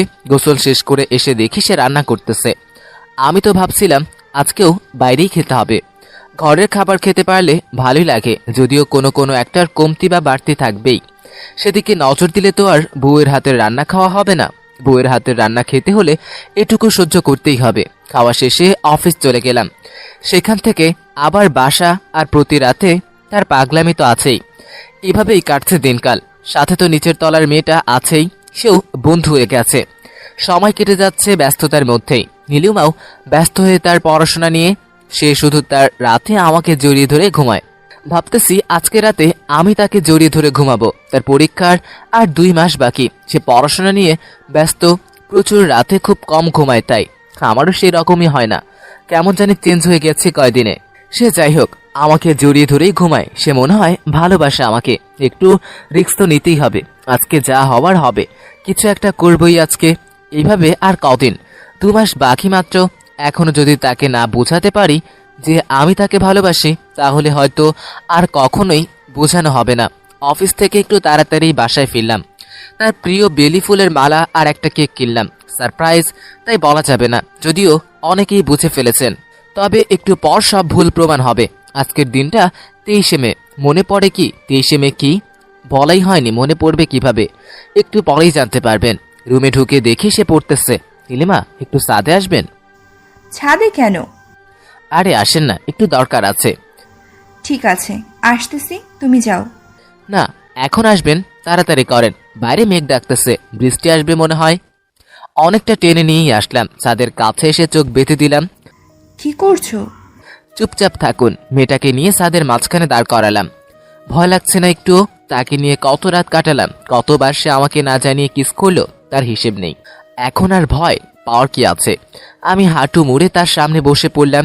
এক হাতে বেলি ফুলের মালা আর অন্য হাতে আংটি। তাকে চোখ খুলতে বলে তার দিকে তাকালাম। সে বুঝে গেল আমি কি চাই। গত 4 বছর অনেকবার বুঝিয়েছি, সামনে দাঁড়ানোর সাহস পায়নি। আজকে বলতেই হবে, ভয় নেই কোনো। সে তো আমাকে ভালোবাসেই। সব ভাবনা ভেঙে দিয়ে সে ঠাস করে একটা চড় মারল। সজোরেই মেরেছে, বেশ লেগেছে। ঠোঁটটা অল্প কেটে গেছে। সেটা নিয়ে মাথা ব্যথা নেই আমাদের। আমি জানতে চাচ্ছি মারার কারণ কি। গালে হাত দিয়ে বললাম, আপনি এমন করবেন জানলে কখনো এইখানে আসতাম না। তুমি এমন করলে জানলে আমি একাই আসতাম। তোমাকে ভালো ভাবছিলাম। আর তুমি? তা এখন আমাকে ভালো না বাসার কারণ কি? আমার বয়ফ্রেন্ড আছে, অস্ট্রেলিয়া থাকে। আমার পড়ালেখা শেষ হলে সে আমাকে বিয়ে করবে। বাহ, ভালোই তো। 4 বছর ঘোরালেন আমাকে, বাড়ি থেকে পালালেনও আমাকে নিয়ে, বিয়েটাও আমাকেই করলেন। আর এখন বয়ফ্রেন্ড চলে এলো অস্ট্রেলিয়া থেকে। বাহ। দেখো, এত কথা বলবা না, নইলে থাপ্পড় আরো কয়টা তোমার গালে পড়বে। থাক, আর কিছু বলতেও চাই না। ভুল আমারই বোঝা উচিত ছিল। কি বোঝা উচিত ছিল? কিছু না, বলেই ছাদ থেকে নেমে আসলাম। আগেই বলতে পারতো এই কথা। আর এত অভিনয় বা কি দরকার ছিল? এভাবে কষ্ট না দিলেও পারতো। আর যা যা করলো, কিস, জড়িয়ে ধরে ঘুমানো, আরো কত কি, এসব কি সব মিথ্যে ছিল? নাকি ব্যবহার করে ছেড়ে দিল? যদি বয়ফ্রেন্ডই থাকতো তো এসব করার কি দরকার ছিল? ইচ্ছে হইতেছে তার গালে ঠাস করে কয়টা চড় দিতে। ভালোবাসবেই না যেহেতু, তাহলে আমাকে নিয়ে খেললো কেন? আমি নিজেও তো বোকা। তার ছলনায় কেনই বা পা দিলাম? যাই হোক, যা করার তা তো করেই ফেলেছি। ওটা নিয়ে ভেবে কোনো লাভ নেই। পাগল ছিলাম তার জন্য, তাই সেও আজ পাগল বলেই দূরে ঠেলে দিল। আমার কি এখান থেকে চলে যাওয়া উচিত? আর তো মাত্র কয়টা দিন, থেকেই যাই। 2 মাস সময় সে থাকুক চোখের সামনে, তারপর সে অন্য কারো হয়ে যাবে। ভালো লাগতেছে না, ছাদে যাব আবারও। সে নিচে নামতেই আমি ছাদে চলে গেলাম। কান্না পাচ্ছে না মোটেও। অবহেলায় অভ্যস্ত, তবে এরকম ভাবে না। তবুও সয়ে যাচ্ছে। তবে কষ্ট হচ্ছে এইটা ভেবে সে অন্য কাউকে ভালোবাসে। আমি সেটা জানিই না। আর দোষ তাকে দিয়ে লাভ নেই। ব্যর্থতা তো আমারই। আমিই বোঝাতে পারিনি ভালোবাসে তাকে। শুধু ভালোবেসে গেছি পাগলের মতো। আকাশ মেঘলা, বৃষ্টি নামবে মনে হয়। আগামীকাল শুক্রবার, অফিস নেই।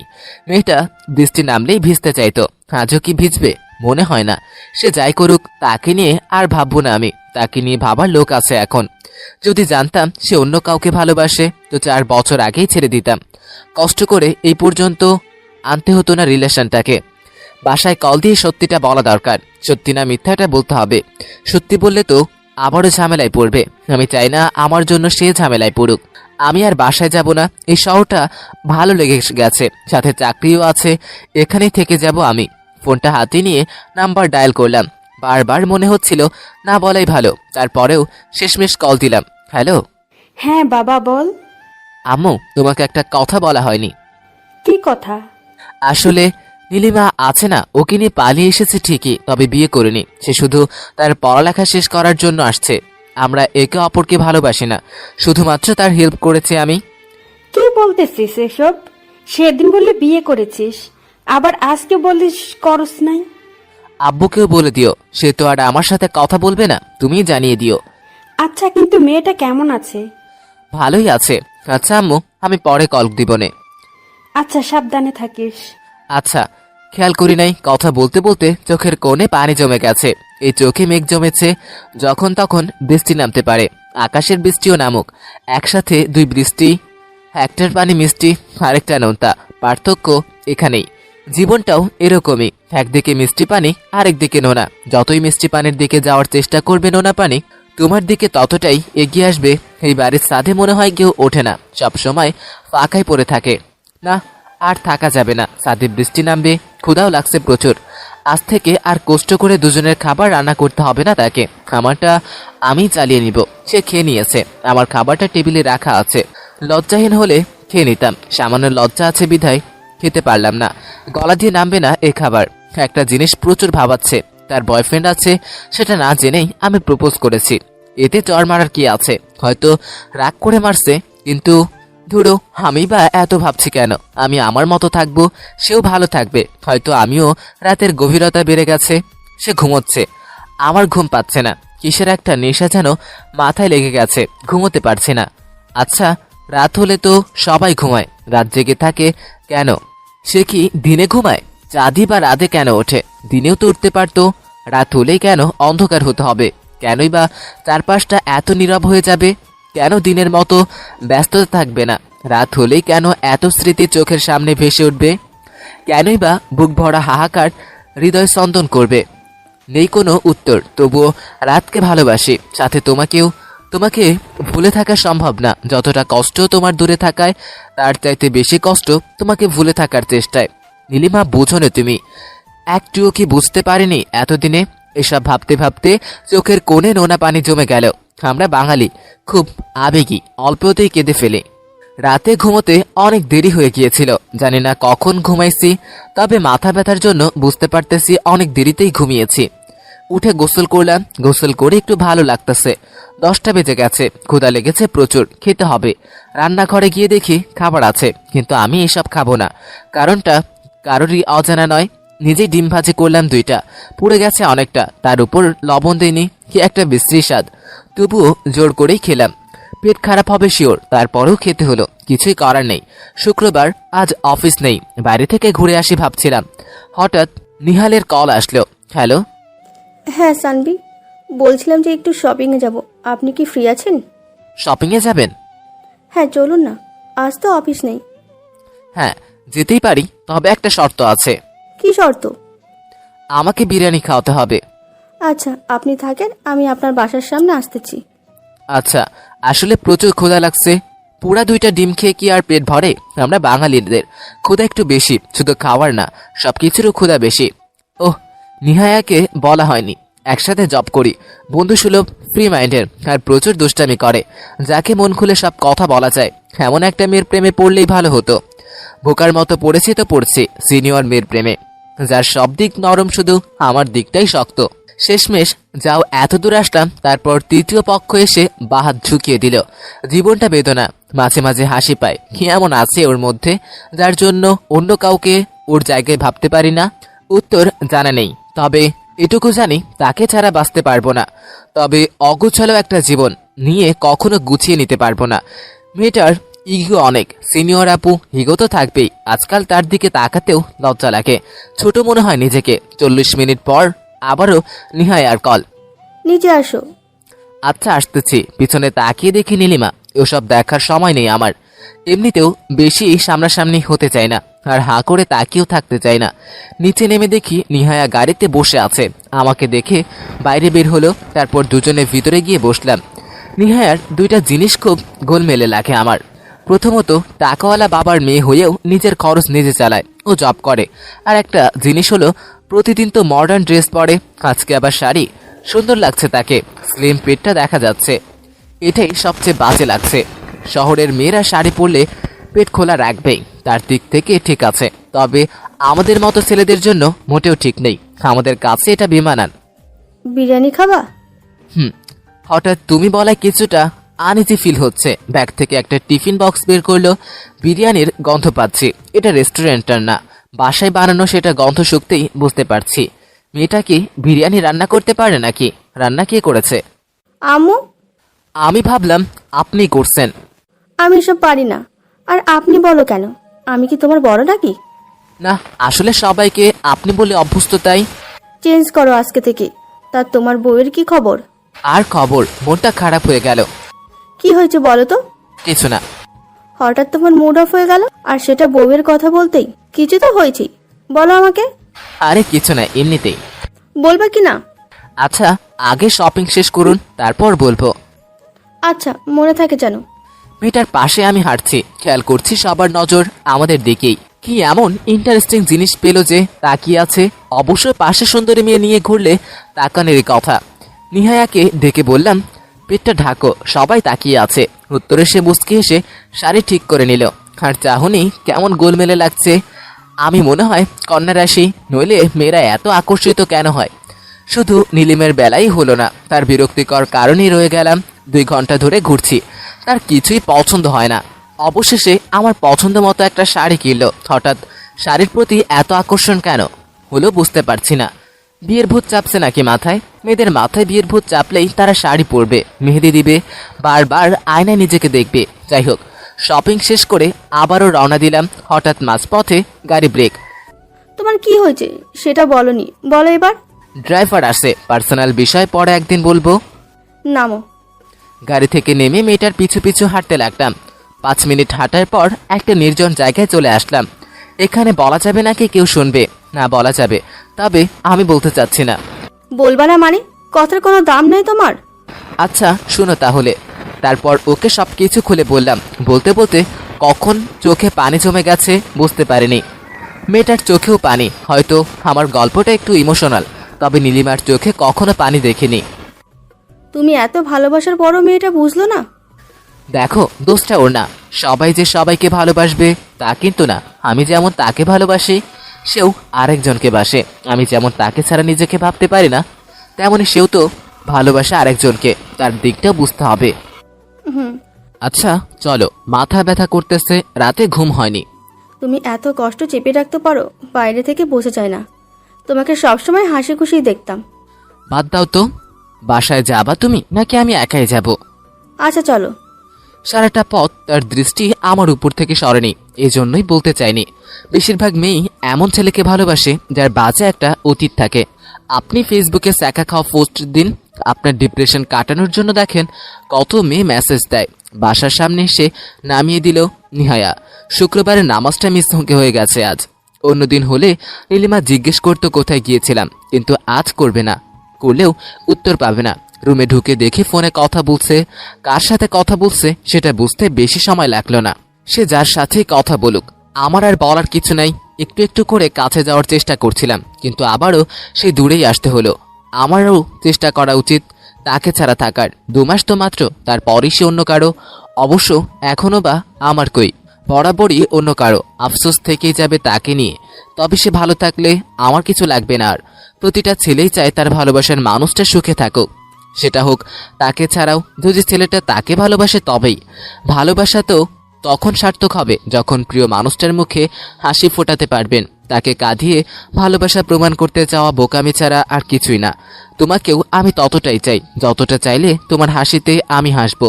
হোক না তোমার হাসির কারণ অন্য কেউ, তাতে কি? লুকিয়ে থেকে তোমার হাসির মূল কারণটা আমিই থাকবো।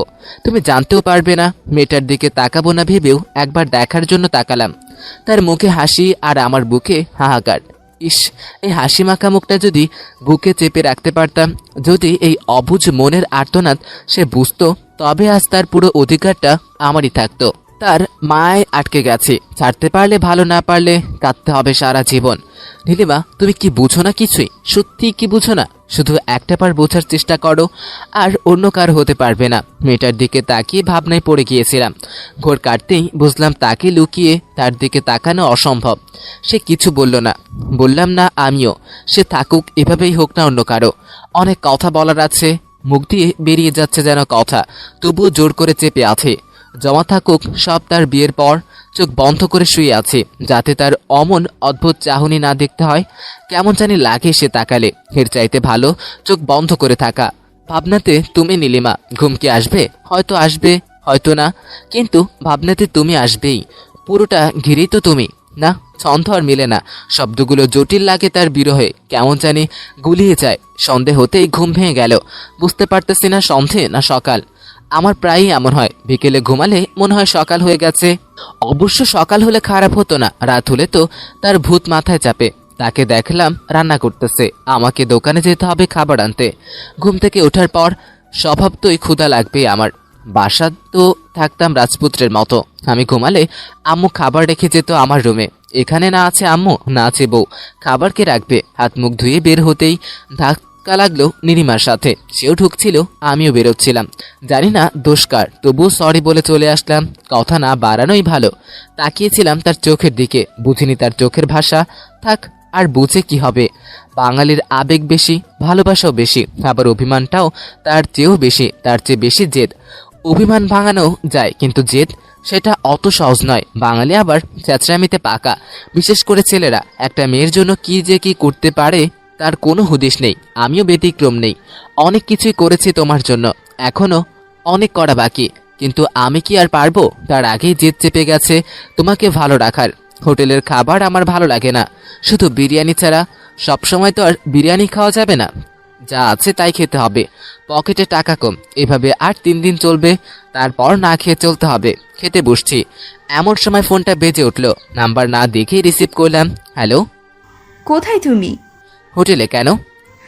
আঙ্কেল আসছে, বাড়িওয়ালা, তোমাকে বাসায় আসতে বলতেছে। আচ্ছা, কি আর করার, ক্ষুধা থাকা সত্ত্বেও না খেয়েই বাসায় ফিরলাম। অবশ্য রাতের জন্য নিয়েছি। আঙ্কেলটা অনেক ভালো, তাই উনি ডাকলে আর দেরি করি না। অনেকটা অবাক আমি নীলিমার এমন কথাবার্তায়। হয়তো আঙ্কেল আছে, তা না হইলে খোঁজে নিত না। দেখে গিয়ে আঙ্কেল কি বলে, আসসালামু আলাইকুম। ওয়ালাইকুম আসসালাম। কোথায় গেছিলে সন্ধ্যাবেলা? একটু বাইরে গিয়েছিলাম আঙ্কেল। আচ্ছা, আগে মিষ্টি খাও, তারপর বাকি কথা বলতেছি। কিসের মিস্ত্রি আঙ্কেল? খাও তো আগে। এবার বলুন। নিচের তলা যে মেয়েটা থাকতো অবন্তী নাম, তার বিয়ে বৃহস্পতিবার, আর সবকিছু এখানেই হবে। আমি তোমাকে সবকিছু দেখাশোনার দায়িত্ব দিতে চাই। আমি একা মানুষ, এত কিছু কিভাবে সামলাবো? আপনি টেনশন করেন না, আমি দেখে নিব সব। আমার জন্য ভালো, একটু ব্যস্ত থাকবো। কথাটা বলে নীলিমার দিকে তাকালাম। তার মুখে হাসি। বিব্রত হয়ে আমিও হাসলাম। শুধুই লোক দেখানো হাসি, আর কিছু না। আঙ্কেলের সাথে অনেকক্ষণ গল্প করলাম। মনটা কিছুটা হলেও হালকা হলো। বৃহস্পতিবার মানে আর 5 দিন কাজ শুরু করে দিতে হবে। অফিস থেকে ছুটি নিতে হবে। বাসায় আসার পর থেকেই পারফিউমের ঘ্রাণ পাচ্ছিলাম নীলিমার, হয়তো তবে ঘ্রাণটা মিষ্টি। আসছে আমার বুকে মাথা রেখে ঘুমালে বুক ভরে ঘ্রাণটা নিতে পারতাম। ইচ্ছেটা অনেক বড়, তবুও পূর্ণ হলো খারাপ হতো না। যাই হোক, এসব ভেবে আর লাভ নেই। এই ইচ্ছেটা তার পূরণ হবে না। রাতের জন্য কেনা খাবারটা খেয়ে ঘুমানোর চেষ্টা করলাম। আজ কেমন ঘুমটা খুব তাড়াতাড়ি চলে আসলো। সকালে ঘুম ভাঙতেই চোখ পড়ল নীলিমার দিকে। বাচ্চা মেয়ের মতো গুটিসুটি মেরে ঘুমোচ্ছে। যদিও শীতকাল না, তবুও সকালবেলা একটু ঠান্ডা লাগে। তারপরেও ফ্যান চলছে ফুল স্পিডে। সে কাঁপতেছে। কাঁথাটা তার গায়ে দেওয়ার সময় খেয়াল করলাম তার গায়ে জ্বর প্রচণ্ড। প্রিয়জনের অসুস্থতার রাগ আর থাকে না। আমিও পারলাম না, জ্বরটা একটু বেশি ছিল। তার গায়ে কাঁথাটা চাপি দিয়ে বসকে ফোন দিলাম। আসসালামু আলাইকুম। ওয়ালাইকুম আসসালাম। স্যার, আমার বউয়ের খুব জ্বর, আর আপনার বন্ধুর বাসায় তো বিয়ে, তাই স্যার 10 দিনের ছুটি চাই আমার। 10 দিন একটু বেশি হয়ে যায় না? স্যার, বিয়ের পর সব কাজ আমার উপর, একটু বোঝার চেষ্টা করুন। আচ্ছা, 10 দিন পরই নতুন প্রজেক্ট নিয়ে কাজ শুরু করব তাহলে। ধন্যবাদ স্যার। It's okay. ডাক্তারকে কল দেওয়ার সময় মনে পড়লো সে নিজেই ডাক্তারি পড়তেছে, তাহলে এসব ওষুধ তার কাছে থাকবে শিওর। তার ব্যাগ হাতে ওষুধ পেলাম, কিন্তু খাবার তো নেই। বাইরের খাবারও তো খাওয়া যাবে না। তার যদি আরও শরীর খারাপ হয়। এই ভেবে রান্নাঘরে ঢুকে পড়লাম। এতদিন তো বেহায়ার মতো কত কিছুই করলাম, আজও না হয় করি। সে না মানুক, আমি তো তাকে ভালোবাসি। ডিম ভাজি করলাম 2টো। জ্বর আসলে খাওয়ার রুচি কমে যায়, তাই বেশি কিছু রান্না করলাম না। এতেই কাজ চলে যাবে তার। আমি বাইরে থেকে খেয়ে নিব। হাত মুখ ধুয়ে তাকে ডাকলাম। কি বলে ডাকবো সেটা ভাবতে লাগলাম। বউ তো আর বলা যাবে না, না ডাকা যাবে নাম ধরে। আপু বলাটাই বেটার। না থাক, আপু বলতে পারবো না। জোরে চিল্লাই তাহলে কি উঠবে? পরে আবার থাপ্পড় মারবে। ডেকে দেখি ওঠে কিনা। এই যে শুনছেন, উঠুন, সকাল হয়ে গেছে। গায়ে হালকা ধাক্কা দিতেই নীলিমার ঘুম ভেঙে গেল। জ্বরে তার মাথা ভারী হয়ে আছে মনে হয়, মাথা তুলতে পারছে না। বেহায়া আমি তাকে কোলে তুলে নিলাম। মেয়েটা পুরো শরীরটা ছেড়ে দিয়েছে আমার উপরে। তাকে নিয়ে বাথরুমে ঢুকলাম। তারপর ব্রাশ করতে বললাম। জানি না এটাও পারবে কিনা। সে নিজে থেকে ব্রাশটাও করলো না, আমাকেই করিয়ে দিতে হলো। ভাবছিলাম এভাবে একদিন বউয়ের দাঁত ব্রাশ করিয়ে দিব। সে তো আর বউ হলো না, তবুও ইচ্ছেটা পূরণ হলো। যাই হোক, তার মাথা ভারী দেখে হালকা পানি দিলাম মাথায়। এত শক্ত মেয়েটাও এই জ্বরে নেতিয়ে গেছে। আমি কি সেটা সুযোগ নিচ্ছি? হয়তো মেয়েটাকে আবারও কোলে করে বিছানায় এনে আধশোয়া করে পিঠের নিচে বালিশ দিয়ে দিলাম। তারপর একটা ডিম ভাজি খাইয়ে দিয়ে ওষুধ খেতে বললাম। সে ওষুধটা খেলো না। ওষুধটা খান। না, কেন? এত অল্প অসুখে ওষুধ খাওয়া উচিত না। অল্প? অল্পই তো। সেজন্যই তো নিজে থেকেও খেতে পারছেন না, আমাকেই খাইয়ে দিতে হলো। দিলা কেন? আমি বলছি খাওয়াতে। আপনি না, কথাটা বলে বেরিয়ে আসলাম। সে কারণ খুঁজুক, আমি খেয়ে আসি। আর তার জন্য ভালো ওষুধ আনতে হবে। এসব নাপা খেয়ে কাজ হবে না। অনেক জ্বর গায়ে। বাইরে থেকে খেয়ে তার জন্য ওষুধ আনতে গেলাম। ডাক্তার দেখে পুলিশের মতো প্রশ্ন করতে শুরু করলো। রোগী কি হয়, বয়স কত, দেখতে সুন্দর কিনা, কতদিন ধরে বিয়ে হয়েছে। বুঝলাম না সুন্দর থাকলে কি ওষুধটা ভিন্ন নাকি। যাই হোক, ওসবের উত্তর দিয়ে ওষুধ নিয়ে আসলাম। রুমে ঢুকে দেখি মেয়েটা আধা শোয়া হয়ে বসে আছে, তার চোখে পানি। আমাকে দেখে চোখ মুছে নিল। আমিও কিছু না দেখার ভান করলাম। তাকে প্রশ্ন করার অধিকার নেই আমার। তার কাছে গিয়ে দেখি ওষুধে হাতও দেয়নি। ব্যাগ থেকে ওষুধ বের করে অনেকটা জোর করেই খাইয়ে দিলাম। সে ছোট বাচ্চাদের মতো নড়াচড়া করতে লাগলো। হাসি পেল আমার, কিন্তু সে একটু পরেই শান্ত হলো। তার চোখে পানি টলমল করতেছে। তাকে এইভাবে দেখে আমার চোখেও পানি জমে গেছে। তাকে ছেড়ে ঝটফট ওখান থেকে চলে আসলাম। আমি আর ভালোবাসা দেখাতে চাই না, শুধু যে কয়দিন আছে ভালো থাকার অভিনয় করি। আমি তার প্রতি এতটাই দুর্বল যে তার উপর রাগ করেও থাকতে পারে না। মন মানে না তাকে ছেড়ে থাকা। মন শুধু বলে যতদিন আছো কাছে থাকো। সে হয়তো বুঝবে না, বুঝলেও তাকে কষ্ট দিও না। তাকে তুমি ভালোবাসো, সে না বাসুক তুমি তো জানো তার কষ্টে তোমার কষ্ট হয়। তার শেষ পর্যন্ত পাশে থাকো যতদিন সে তোমাকে ছেড়ে চলে না যায়। হ্যাঁ, আমি মনের কথাই শুনি, তাই বারবার ফিরে আসি একটু ভালোবাসা পাওয়ার আশায়। এইসব ভেবে কাজ নেই, এখন একটু ঘুমাবো। বারবার চোখ লেগে যাচ্ছে। সে বিছানায়, আমি সোফায়। শালার মেয়ে না মানলেই সোফা মেনে নিবে। তোমাকে আরেকটা খাট কিনলেই হতো, সোফায় কেন ঘুমাতে হবে? আমার চোখ বন্ধ, তবুও মনে হচ্ছে একজোড়া চোখ আমার দিকে নজর রাখছে। আমি ঘুমিয়ে গেলাম। ঘুম ভাঙলে তাকিয়ে দেখে ঘড়িতে 2টা বাজে। অনেক ঘুম হলো, এবার গোসল করতে হবে। অলস দিনগুলো ভালোই কাটতে যদি মেয়েটার সাথে সম্পর্কটা একটু অন্যরকম থাকতো। মেয়েটাকে দেখলাম ওঠার চেষ্টা করতেছে। কি করবেন? গোসল করব। ও আচ্ছা, তাহলে আপনি আগে যান, আমি পরে যাচ্ছি। আচ্ছা। সে উঠে দাঁড়ালো। 2 পা এগোতেই আমার উপর এসে পড়লো। আমি না থাকলে তার মুখের আকৃতি বদলে যেত আজ। দেখে চলতে পারেন না? মাথা ঘুরতেছে। গোসল করতে হবে না, গিয়ে ঘুমান। করতে হবে? না। হ্যাঁ। আচ্ছা যান, তাহলে গোসল করেন। মেয়েটা চুপসে গেল, মুখটা বাঁকা করে বলল, দেখো আমি চলতেই পারছি না। এখন কি আমি গোসল করিয়ে দিব? না, বাথরুমে দিয়ে আসলেই হবে। আচ্ছা। মেয়েটাকে বাথরুমে ঢুকিয়ে দিয়ে আমি বিছানায় এসে বসলাম। ভাবতে লাগলাম, এই মেয়েটা কি সত্যি আমার হবে না? তাকে কি আপন করে পাবো না? আসলে আমার বেশিরভাগ সময় তাকে ভেবেই কেটে যায়। যতই ভাবি তার কথা, ভাববো না তত বেশি মনে পড়ে যায়। অনেকক্ষণ হয়ে গেছে সে বের হচ্ছে না। এই যে শুনছেন, বের হন তাড়াতাড়ি। কোনো উত্তর আসলো না। আবারও ডাকলাম, না, এবারও রেসপন্স নেই। কি করব এখন? কিছু হলো না তো আবার? ধুর, ভাল লাগতেছে না। দরজা ধাক্কা দিতেই খুলে গেল। দরজা খুলে দেখি সে নিচে পড়ে আছে। কি করব বুঝতে পারতেছি না। মেয়েটা এত জেদ করে। আজকে গোসল না করলে কি হতো? ভেজা কাপড়ে এভাবে থাকলে জ্বর আরো বাড়বে। নিচতলায় নেমে অবন্তীকে ডাকতে ডাকতে অনেক দেরি হয়ে যাবে। বেশি কিছু না ভেবে কাপড়টা চেঞ্জ করিয়ে দিলাম, তারপর বিছানায় এনে শুইয়ে দিলাম। জানি না তার ড্রেস চেঞ্জ করে দেওয়ার ভুল করলাম নাকি, কিন্তু একটা দ্বিধা কাজ করতেছে। হাজার হোক সে আরেকজনকে ভালোবাসে। সন্ধেবেলা তার ঘুম ভাঙলো, ডাক্তার এসে দেখে গেছে, স্যালাইন দিয়ে গেছে। তার হাতে যখন সুই ঢুকাচ্ছিল আমার অবস্থা তখন বেহাল। যদি নীলিমাকে বিয়ে করি তো অসুখ হলেই সুই ঢুকিয়ে দিবে। সে আমার দিকে তাকিয়ে বলল, কি হয়েছিল আমার? সেটা তো আমি আপনাকে জিজ্ঞেস করব, উল্টো আপনি প্রশ্ন করতেছেন, আজব। আমার মনে নেই, কিন্তু আমাকে এখানে আনলো কে? আমি। আমার ড্রেস? ওটাও আমি। কি? সরি, আপনার এমনিতেই জ্বর আর ওই অবস্থায় মাথা কাজ করছিল না, তো আমি কি করব? তাই বলে তুমি আমার ড্রেস চেঞ্জ করবা? তোমরা ছেলেরা সুযোগ পেলে ছাড়ো না। ছি, তোমাকে এমন ভাবিনি। হইছে, থামুন, এত বেশি বললেন না। আপনার শরীরের উপর অধিকার আছে আমার। সুযোগ হাজার ছিল, নিজেই ভেবে দেখুন। আর আসছে ছেলেদের নিয়ে খারাপ কথা বলতে। আপনার আর আমার কথা ভাবেন। একবার কে এমনটা সেটা নিজেই বুঝতে পারবেন, যদি বিবেক থাকে তো। মেয়েটা আমার কথা শুনে চুপ হয়ে গেল। কি বলবে সে? তাকে কখনো কিছুই বলিনি। তার শরীরের প্রতি লোভ থাকলে কবে তো ভোগ করতে পারতাম। সুযোগ অধিকার সব আছে, কিন্তু তার মনটা চাই আমার শরীর নয়। তার কাছে থাকাটা আমার ভুল হয়েছে। বিয়েটা শেষ হোক, চলে যাব তার থেকে দূরে। ভেবেছিলাম কয়টা দিন একটু পাশে থাকি, এই সময়টা আর হয়তো কখনোই পাবো না। কিন্তু আজ যেটা করলো আর সম্ভব না। তার খারাপ জিনিসগুলো আমি ভালো চোখে দেখি, আর আমার ভালো কাজগুলো তার চোখে খারাপ। অবশ্য আমি তো তার জীবনের কাঁটা, এমনই তো হবে। সন্ধ্যা হয়ে গেছে, আমি বাড়ি সাজানোর কাজে ব্যস্ত। নিজেকে ব্যস্ত রাখাই ভালো। তার থেকে দূরে দূরে থাকি, তার কাছে আর যাব না ওভাবে। আমার এটা বোঝা হয়ে গেছে যে তাকে আর পাবো না। আমি তাই নিজেকে গুটিয়ে নেওয়াই ভালো, সাথে ভালোবাসাও। 3 দিন হলো কথা হয় না মেয়েটার সাথে। সামনেই যায় না তার, কাজ করি, এখানেই খাই, সবার সাথে ঘুমাই। বেশ ভালোই কাটছে তাকে ছাড়া। ব্যস্ততা গ্রাস করে নিয়েছে, আর তাকে মনে না রাখাই ভালো। তবুও প্রতিটা সেকেন্ড ছটফট করি তার সাথে কথা বলার জন্য। বিয়ের আর 2 দিন বাকি।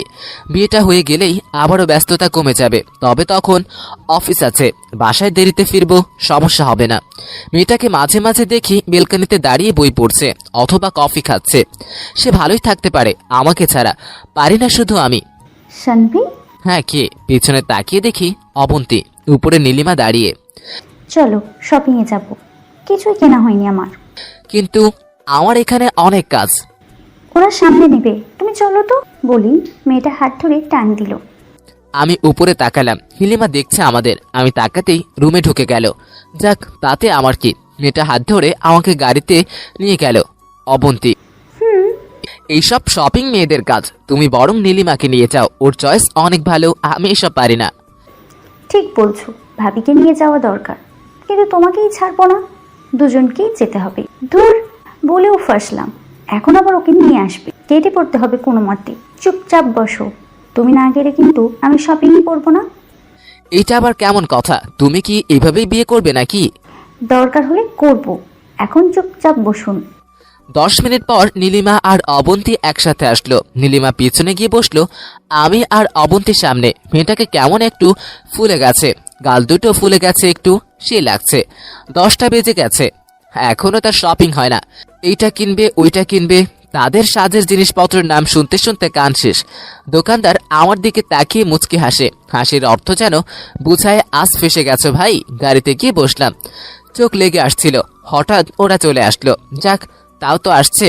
আমি তো ভাবছিলাম একটু ঘুমিয়ে নিব। নীলিমাও কিনলো অনেক কিছুই, কিনলাম না কিছুই আমি গরিব মানুষ, টাকা পয়সা থাকে না। বাসার সামনে এসে নামলাম গাড়ি থেকে। আমি চলে আসছিলাম, হঠাৎ অবন্তী ডাকলো। শানভি, এইটা তোমার জন্য। কি এটা? পাঞ্জাবি আর জুতা। আমার লাগবে না। নিতে হবে। শোনো, সেই একটা আইডিয়া দিই তোমাকে। কি? এগুলো রেখে দিবা, আর বাসর রাতে তোমার স্বামীকে গিফট করবা, দেখবা কতটা খুশি হয়। তাকে দেব, ওইটা ভাবা লাগবে না। এটা তুমি নেবে। আমি নিতে পারবো না। না নিলে আমি ওইসব রেখে এখান থেকে চলে যাব। পাগলামি করো কেন? তোমাকে বন্ধুর মতো ভেবেছি সবসময়, তুমি এমন করো কেন সবসময়? আচ্ছা দাও নিলাম। মেয়েটা হুট করে জড়িয়ে ধরলো আমাকে। পাশে দাঁড়িয়ে নীলিমা দেখছে, দেখুক, তাতে তার কিছু যায় আসে না। এই ছাড়ো পাগলি মেয়ে, এভাবে জড়িয়ে ধরো, পরে বিয়েটা ভেঙে যাক। ভাঙলে ভাঙুক, তোমাকে বিয়ে করে নেব। যদি নীলিমা আপুর আপত্তি না থাকে তো। আচ্ছা যাও ঘুমাও, অনেক ঘুরেছো আজ, আমারও অবস্থা খারাপ। আচ্ছা। নীলিমার দিকে তাকিয়ে দেখি সে রেগে আছে। বুঝলাম না এইখানে তার রাগার কি কারণ। ব্যস্ততায় কেটে গেল আরও একদিন। আজ গায়ে হলুদ অবন্তীর। আমি কখনো এদিকের বিয়ে দেখি নাই, বেশ মজাই হবে মনে হয়। সবাইকে কার্ড পাঠানো হয়ে গেছে। আঙ্কেল বলল আমার বন্ধুদেরকেও ইনভাইট করতে। নিহায়া আর অফিসের 2-1জনকে কার্ড পাঠালাম। এছাড়া বেশি কাউকে চিনি না আমি, তেমন কারোর সাথে মিশি না, চিনব কিভাবে? হলুদে কেউ আসবে না, আসবে শুধু নিহায়া। যাক ভালোই হলো, একজনের সঙ্গ তো পাওয়া যাবে অন্তত।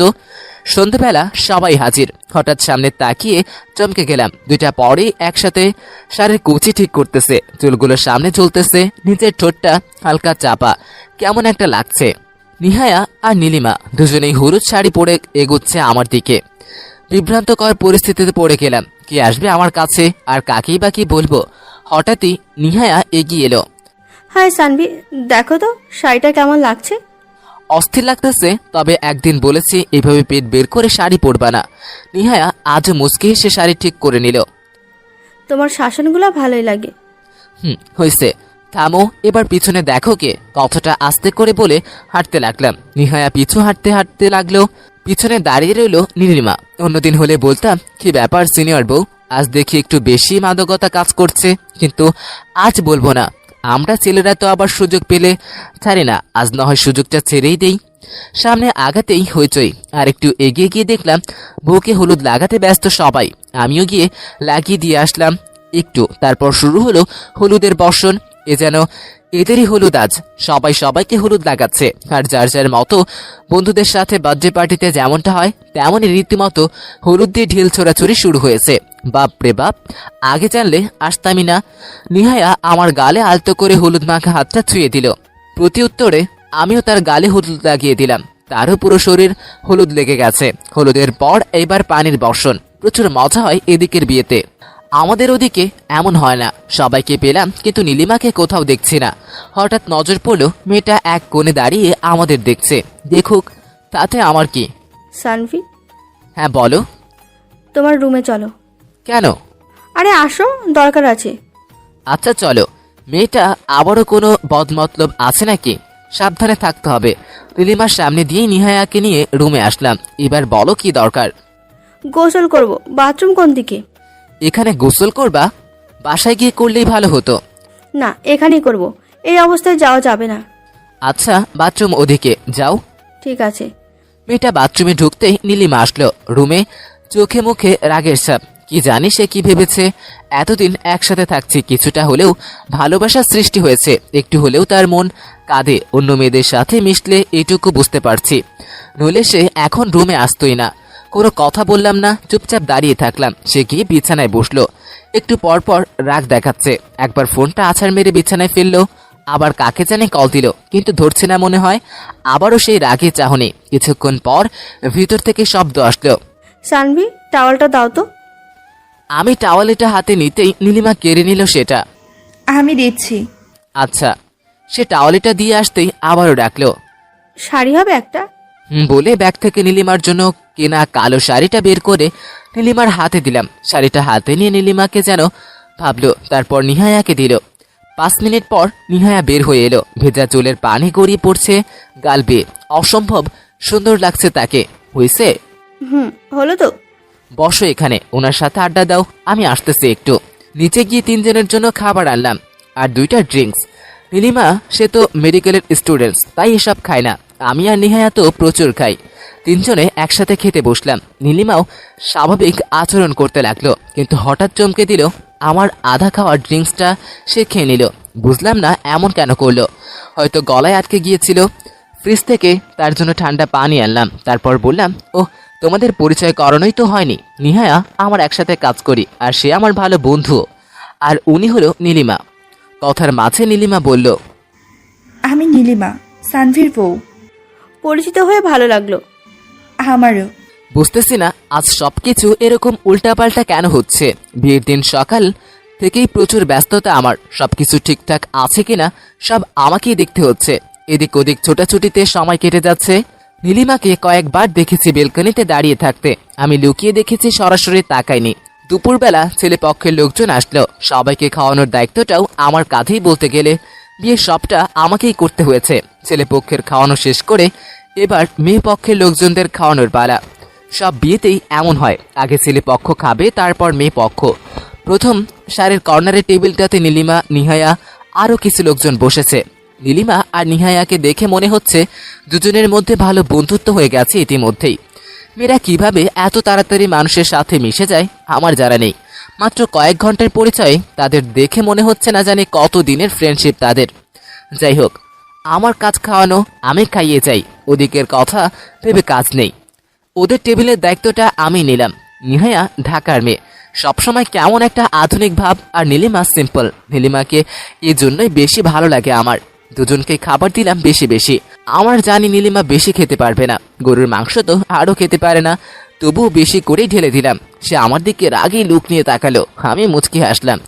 বহুত পেন দিয়েছো তুমি, এবার তোমাকেও একটু দেই, যদিও এটা তার তুলনায় একটা চিনির দানার সমান মাত্র। নিহায়া ডাকলো। সানভি, হ্যাঁ বলো। তুমিও বসে পড়ো, তুমিও তো না খেয়ে আছো। তোমরা খাও, আমি সবার খাওয়া শেষ হলে খাবো। এদিকে আসো। আমি নিহায়ার কাছে গেলাম। হা করো। তোমরা খাও, আমি খেয়ে নিব বললাম তো। যা করতে বলছে করো। কি আর করার, নিহায়া খাইয়ে দিল নীলিমার সামনেই। নীলিমা চুপচাপ রইল, কিছুই বলল না, তবে আমার দিকে বারবার তাকাচ্ছে। কিছুটা রাগ আর অস্পষ্ট চেপে রাখা ভালোবাসা দেখতে পাচ্ছি। যাই হোক, নিহায়া মেয়েটাকে ভালো লাগছে ইদানিং। মনে হচ্ছে বিয়েটা নিহায়াকে করলেই ভালো হতো। ভালোবাসতে না পারলেও সে কষ্ট দিত না। যাই হোক, এখন আর সম্ভব না। সিনিয়র মেয়েকে ভালোবাসার পেন যে কতটা, সেটা যে ভালো না বাসবে সে বুঝতে পারবে না। সন্ধে হতেই ঝাড়বাতি আর হরেক রকমের আলোয় আলোকিত হলো পুরো বাড়ি। অন্যরকম লাগছে বাড়িটা। ছেলেপক্ষের বাড়ি একটু দূরে, তাই আগে ভাগে বিদায় দিতে হবে। এশার নামাজের পরপরই বিয়ের কার্য সম্পাদন করা হলো। অবন্তী মেয়েটা প্রচুর কান্না করেছে। আমাকে জড়িয়ে ধরে সে কি কান্না! আমি তাকে বললাম, বেশি কাঁদলে মেকআপ নষ্ট হয়ে যাবে, তখন পেত্নির মতো লাগবে, তাই কান্না করা যাবে না। মেয়েটা ফিক করে হেসে উঠল। যাক, তবুও হাসি মুখে বিদায় দিতে পারলাম। অল্প কয়দিনেই বাড়িওয়ালা চাচা আর অবন্তী বেশ কাছের মানুষ হয়ে গিয়েছিল। আর আমি এমন একটা মেয়েকে ভালোবাসি যার কাছে আজ কয়েক বছর ধরে থেকেও কাছের কেউ হতে পারলাম না। এসব ভেবে আফসোস করা ছাড়া আর কিছুই করার নেই। কেউ যদি বুঝতে না চায় তবে তাকে জোর করে বোঝানো সম্ভব না। লাল নীল আলোয় আলোকিত পুরো বাড়ি, আর বাড়ির মানুষগুলো শুধু আমি সাদা কালো। আমার আর কোনো রং নেই। ভিতরটায় মরিচা ধরেছে, বাইরে চকচকে। এ যেন অদ্ভুত এক রোগ, দূরেও থাকা যায় না, কাছেও যেতে দেয় না। নিহায়া আজ থাকবে আমাদের সাথেই, কাল সকালে চলে যাবে। নীলিমার সাথে থাকুক, মেয়েটাও একা একা থাকে, ভালোই লাগবে তার। রাত হয়েছে, সব নিশ্চুপ। আমি একা ছাদে দাঁড়িয়ে সিগারেট টানতেছি।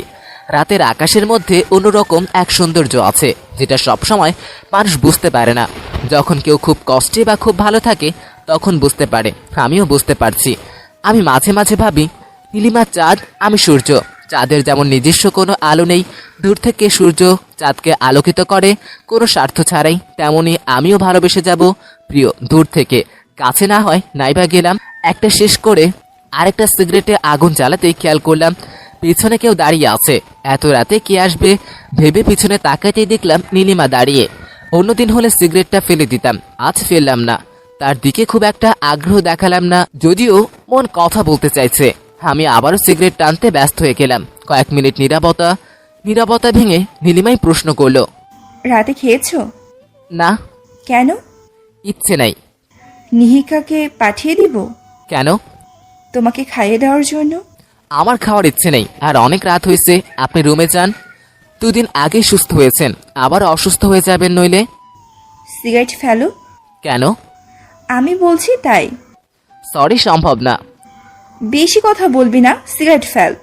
শুনেন আপু, আমি আপনার খেলনা না যে যখন ইচ্ছে খেলবেন আবার ছুঁড়ে ফেলে দিবেন। আজ 11 মাস চলে আপনার সাথে এক ঘরে আছি, কখনো কোনো কথা অমান্য করিনি, আপনার কখনো প্রতিবাদও করিনি। আজ কিছু কথা বলবো, মন দিয়ে শুনেন। আপনাকে ভালোবাসতাম প্রচুর। আপনি সিনিয়র, আমি জুনিয়র, তবুও আগলে রাখছি সবসময়। ফ্যামিলি ছেড়ে, বন্ধু বান্ধব, নিজের শহর সব ছেড়ে আপনার এক কথায় চলে আসছি, কিন্তু না, ভালোবাসা পাইনি। সেই আপনি অন্য কারোরই। আপনার বয়ফ্রেন্ড আসতেছে 12 তারিখ, তৈরি থাকুন। আমি আর বিরক্তি করতে থাকবো না। সে আসলেই আমি চলে যাব বলেই নিচে চলে আসলাম। আমি হলাম মুদ্রার মতো, যতদিন ভালো ছিলাম ততদিন সবার কাছে ভালো ছিলাম, এখন ছেড়ে গেছে তাই কারোর কাছে মূল্য নেই। ছাদ থেকে নেমে এসে আর ঘরে ঢুকতে যাব, দেখি নিহায়া ঘরে বসে আছে। এখনও সামনে গেলে বকবক শুরু করে দিবে, এর চেয়ে ভালো মাথায় একটা দুষ্টু বুদ্ধি এসেছে, সেটাই করি। রিমা এতদিন আমাকে অনেক পেন দিয়েছে, আজ না হয় তার কিছুটা তাকে ফিরিয়ে দিই। আর প্ল্যান অনুযায়ী এই কাজটা ফলাফলের মাধ্যমে এটাও জানা যাবে নীলিমা আমাকে ভালোবাসে নাকি শুধুমাত্র প্রয়োজন, যেই ভাবা সেই কাজ। ছাদ থেকে নেমে আর ঘরে না গিয়ে সোজা অফিস চলে গেলাম, সাথে মোবাইলটাও বন্ধ করে রাখছি যাতে কল করতে না পারে। এবার বুঝবে ঠেলা আমাকে কষ্ট দেওয়া। সকালবেলা 8টার দিকে ঘরে আসলাম, ঘরে এসে দেখি ঘরের মধ্যে মানুষের এক গাদা ভিড়। বিয়েবাড়ির সব মানুষ কি আমার ঘরে ঘুমিয়েছিল নাকি? হঠাৎ নিহায়ার আওয়াজ শুনতে পেলাম। এই সানভি এসে গেছে, নীলিমা জলদি আয়। অনেক গতিতে হঠাৎ কিছু একটা এসে আমার বুকে আছড়ে পড়ল। ব্যাস আর কি, আমি টাল সামলাতে না পেরে মাটিতে আছড়ে পড়লাম। নিচে পড়ে দেখি আমাকে শক্ত করে জড়িয়ে ধরে আছে নীলিমা। মনে হয় বুদ্ধি কাজে এসেছে, কিন্তু চারিদিকে সব মানুষ আমাদের দেখছে। এক সিনেমার অবস্থা। আমি তো পুরো লজ্জায় কিছুই বলতে পারছি না। আমাদের এমন অবস্থা দেখে চাচা সবাইকে বাইরে নিয়ে গেল। নীলিমা তো কোনো দিকে খবরই নেই, কখন থেকে আমাকে জড়িয়ে ধরেই আছে। তুই সারা রাত কোথায় ছিলে জানো? তোমাকে খুঁজতে খুঁজতে আমি পুরো পাগল হয়ে গেছি। তোমার মোবাইল অফ কেন? তোমাকে কতবার কল দিছি তুমি জানো? বলো তুমি কোথায় ছিলা? এদিকে নীলিমার অবস্থা খুবই খারাপ মনে হচ্ছে। গতকাল সারা রাত কেঁদেছে। নীলিমার চোখের কালো কাজলগুলো তার সারা মুখে লেপটে গেছে। মনে হচ্ছে একটা ছোট বাচ্চা, কিন্তু আমার সিনিয়র। না, আমার এমনটা করা ঠিক হয়নি। সরি বলতে হবে। না, আগে ওর কাছ থেকে জানতে হবে ওর মনে আমার জায়গাটা কোথায়, কেন গতকাল আমি অফিসে গিয়েছিলাম। তো আমাকে একবার বলে যেতে পারতে। আর তোমার ফোন বন্ধ কেন? কেন তোমাকে বলে যেতে হবে কেন? আর ফোনটি ইচ্ছে করে বন্ধ করে রেখেছিলাম যাতে কেউ ডিস্টার্ব করতে না পারে। এবার দেখি কি বলে, তারপরে ঠাস।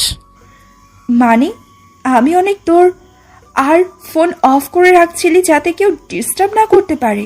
আমি তোকে ডিস্টার্ব করি? এই মারলেন কেন? আপনি আমার কে হন যে আপনি আমাকে মারলেন?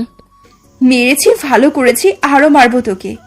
একদিকে মোবাইল আমার কাছে, আর ওই মোবাইল আমার টাকা দিয়ে কেনা। আমার মোবাইল আমাকে দিয়ে দে, তোকে আর ডিস্টার্ব করবো না। হায়, এ আমি কি করলাম? মনে হয় একটু বেশি হয়ে গেল না? কিছু একটা করতে হবে। মেয়েটা মনে মনে অনেক কষ্ট পেয়েছে, তবুও তো কিছুই বলছে না। কথায় আছে না, মেয়েদের বুক ফাটে কিন্তু মুখ ফাটে না। এদিকে মোবাইলটাও নিয়ে নিয়েছে। যাই, একটা মোবাইল কিনে নিয়ে আসি।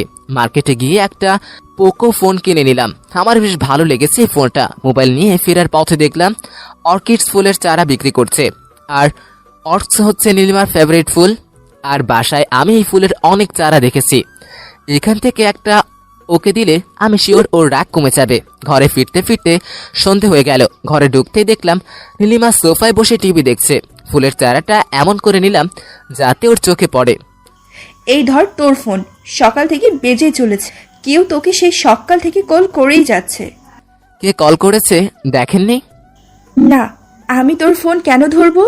ওই তোর হাতে ওইটা কি দেখি? ও মা, এইটা তো অর্কিডস ফুলের চারা।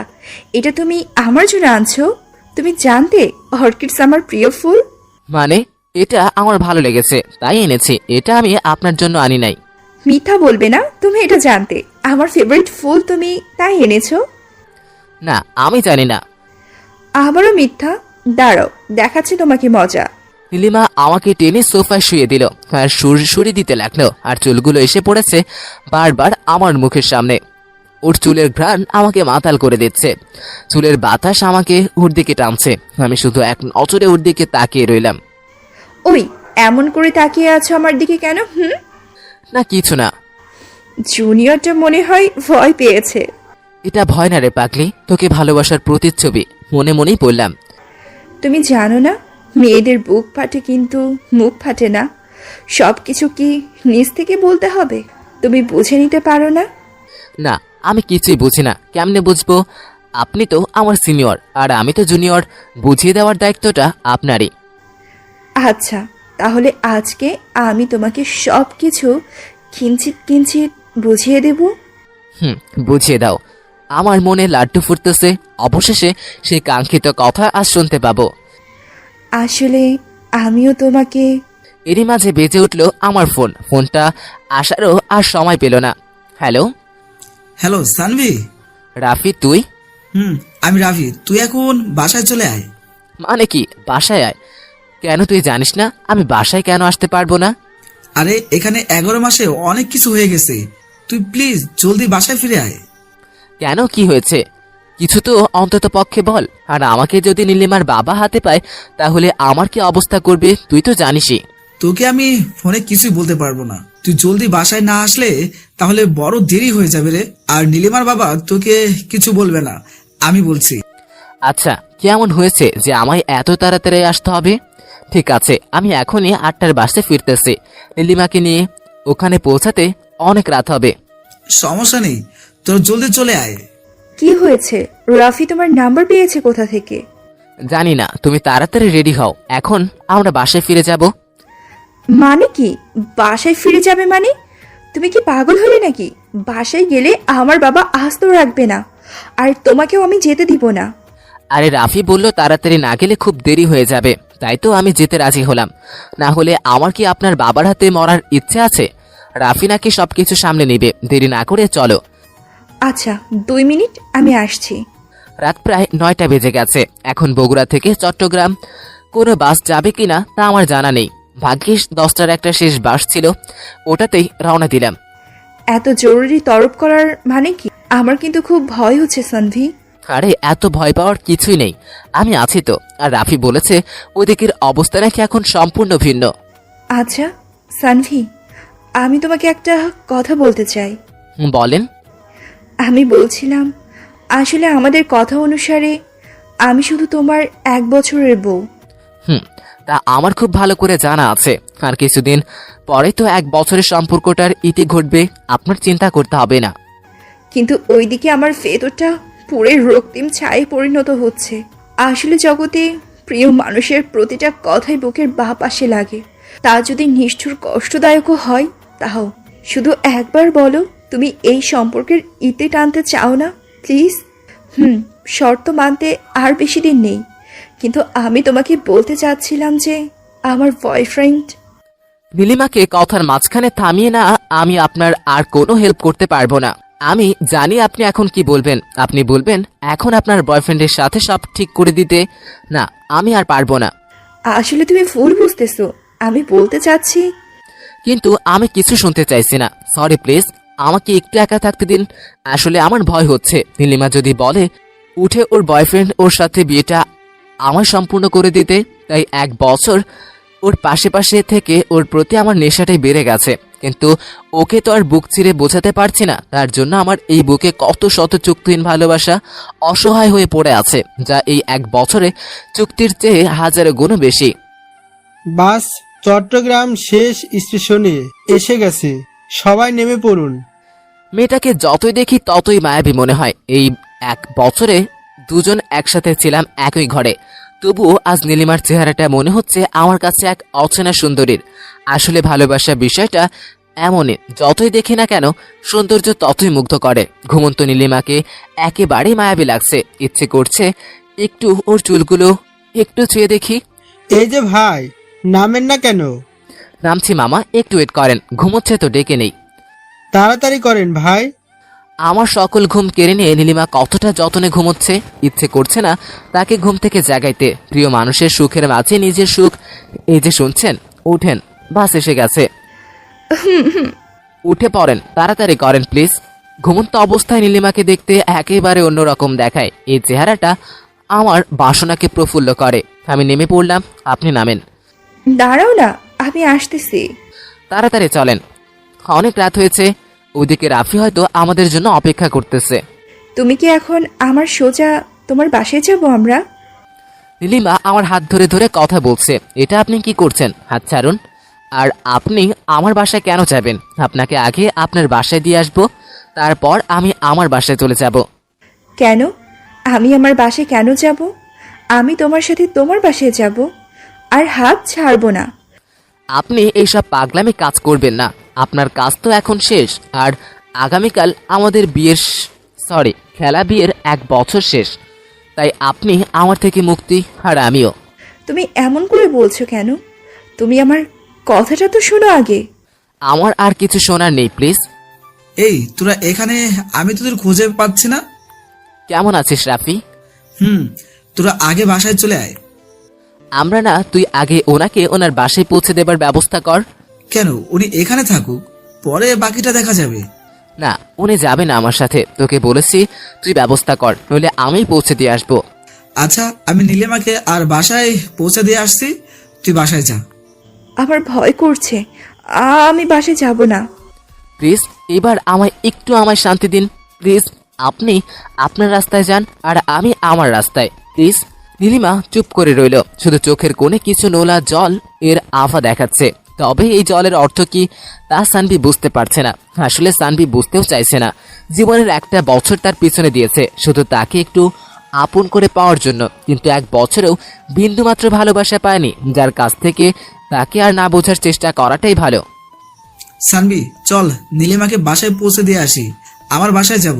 নীলিমাকে বাসার সামনে নামিয়ে দিয়ে সানবি, নীলিমা অপলক দৃষ্টিতে সানবির দিকে তাকিয়ে ছিল, কিন্তু সানবি একবারও তাকায়নি তার দিকে। এই সানবি, নিজেকে শক্ত কর। চেষ্টা করছি, কিন্তু তুই এত জলদি তলব কেন দিলি সেটা তো এখনো বললি না। বাসায় চল, সবটাই জানতে পারবি।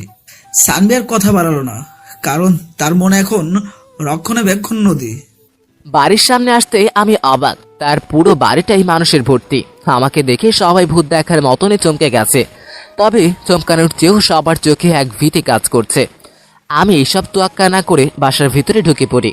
বাসায় ঢুকতেই আমি দেখি নিহায়া আমার বাসায়। নিহায়া, তুমি এখানে?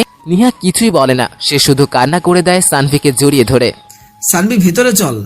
সানবি দৌড়ে বাসার ভিতরে পৌঁছে শব্দ হয়ে পড়ে। সানবি এক মুহূর্তে তার পুরো দুনিয়াকে বিশ্বাস করতে পারছে না। বাড়িটাকে চারিদিক থেকে ঘিরে ধরেছে অনেক মানুষ। সানবি বুঝতে পারছে না এখন কি হচ্ছে। যতই সামনে এগোচ্ছে ততই সানবি ভয়ে কাঁদু কাঁদু হয়ে যাচ্ছে। সানবি ঘরে ঢুকতেই সবাই শব্দ হয়ে পড়ে। আরে চলো না, এত আস্তে হাঁটছিস কেন? কি হয়েছে? এখানে এত মানুষ কেন? আরে ঘরে ঢুকলেই দেখতে পাবি। ঘরে ঢুকতে যাব এমন মুহূর্তে হঠাৎ সবকিছু ঝাপসা হয়ে এলো। মনে হচ্ছে ঠিকমতো কিছুই দেখতে পাচ্ছি না। ঘুম না ভাঙতেই সবটা গুলিয়ে গেল। এসব স্বপ্ন ছিল।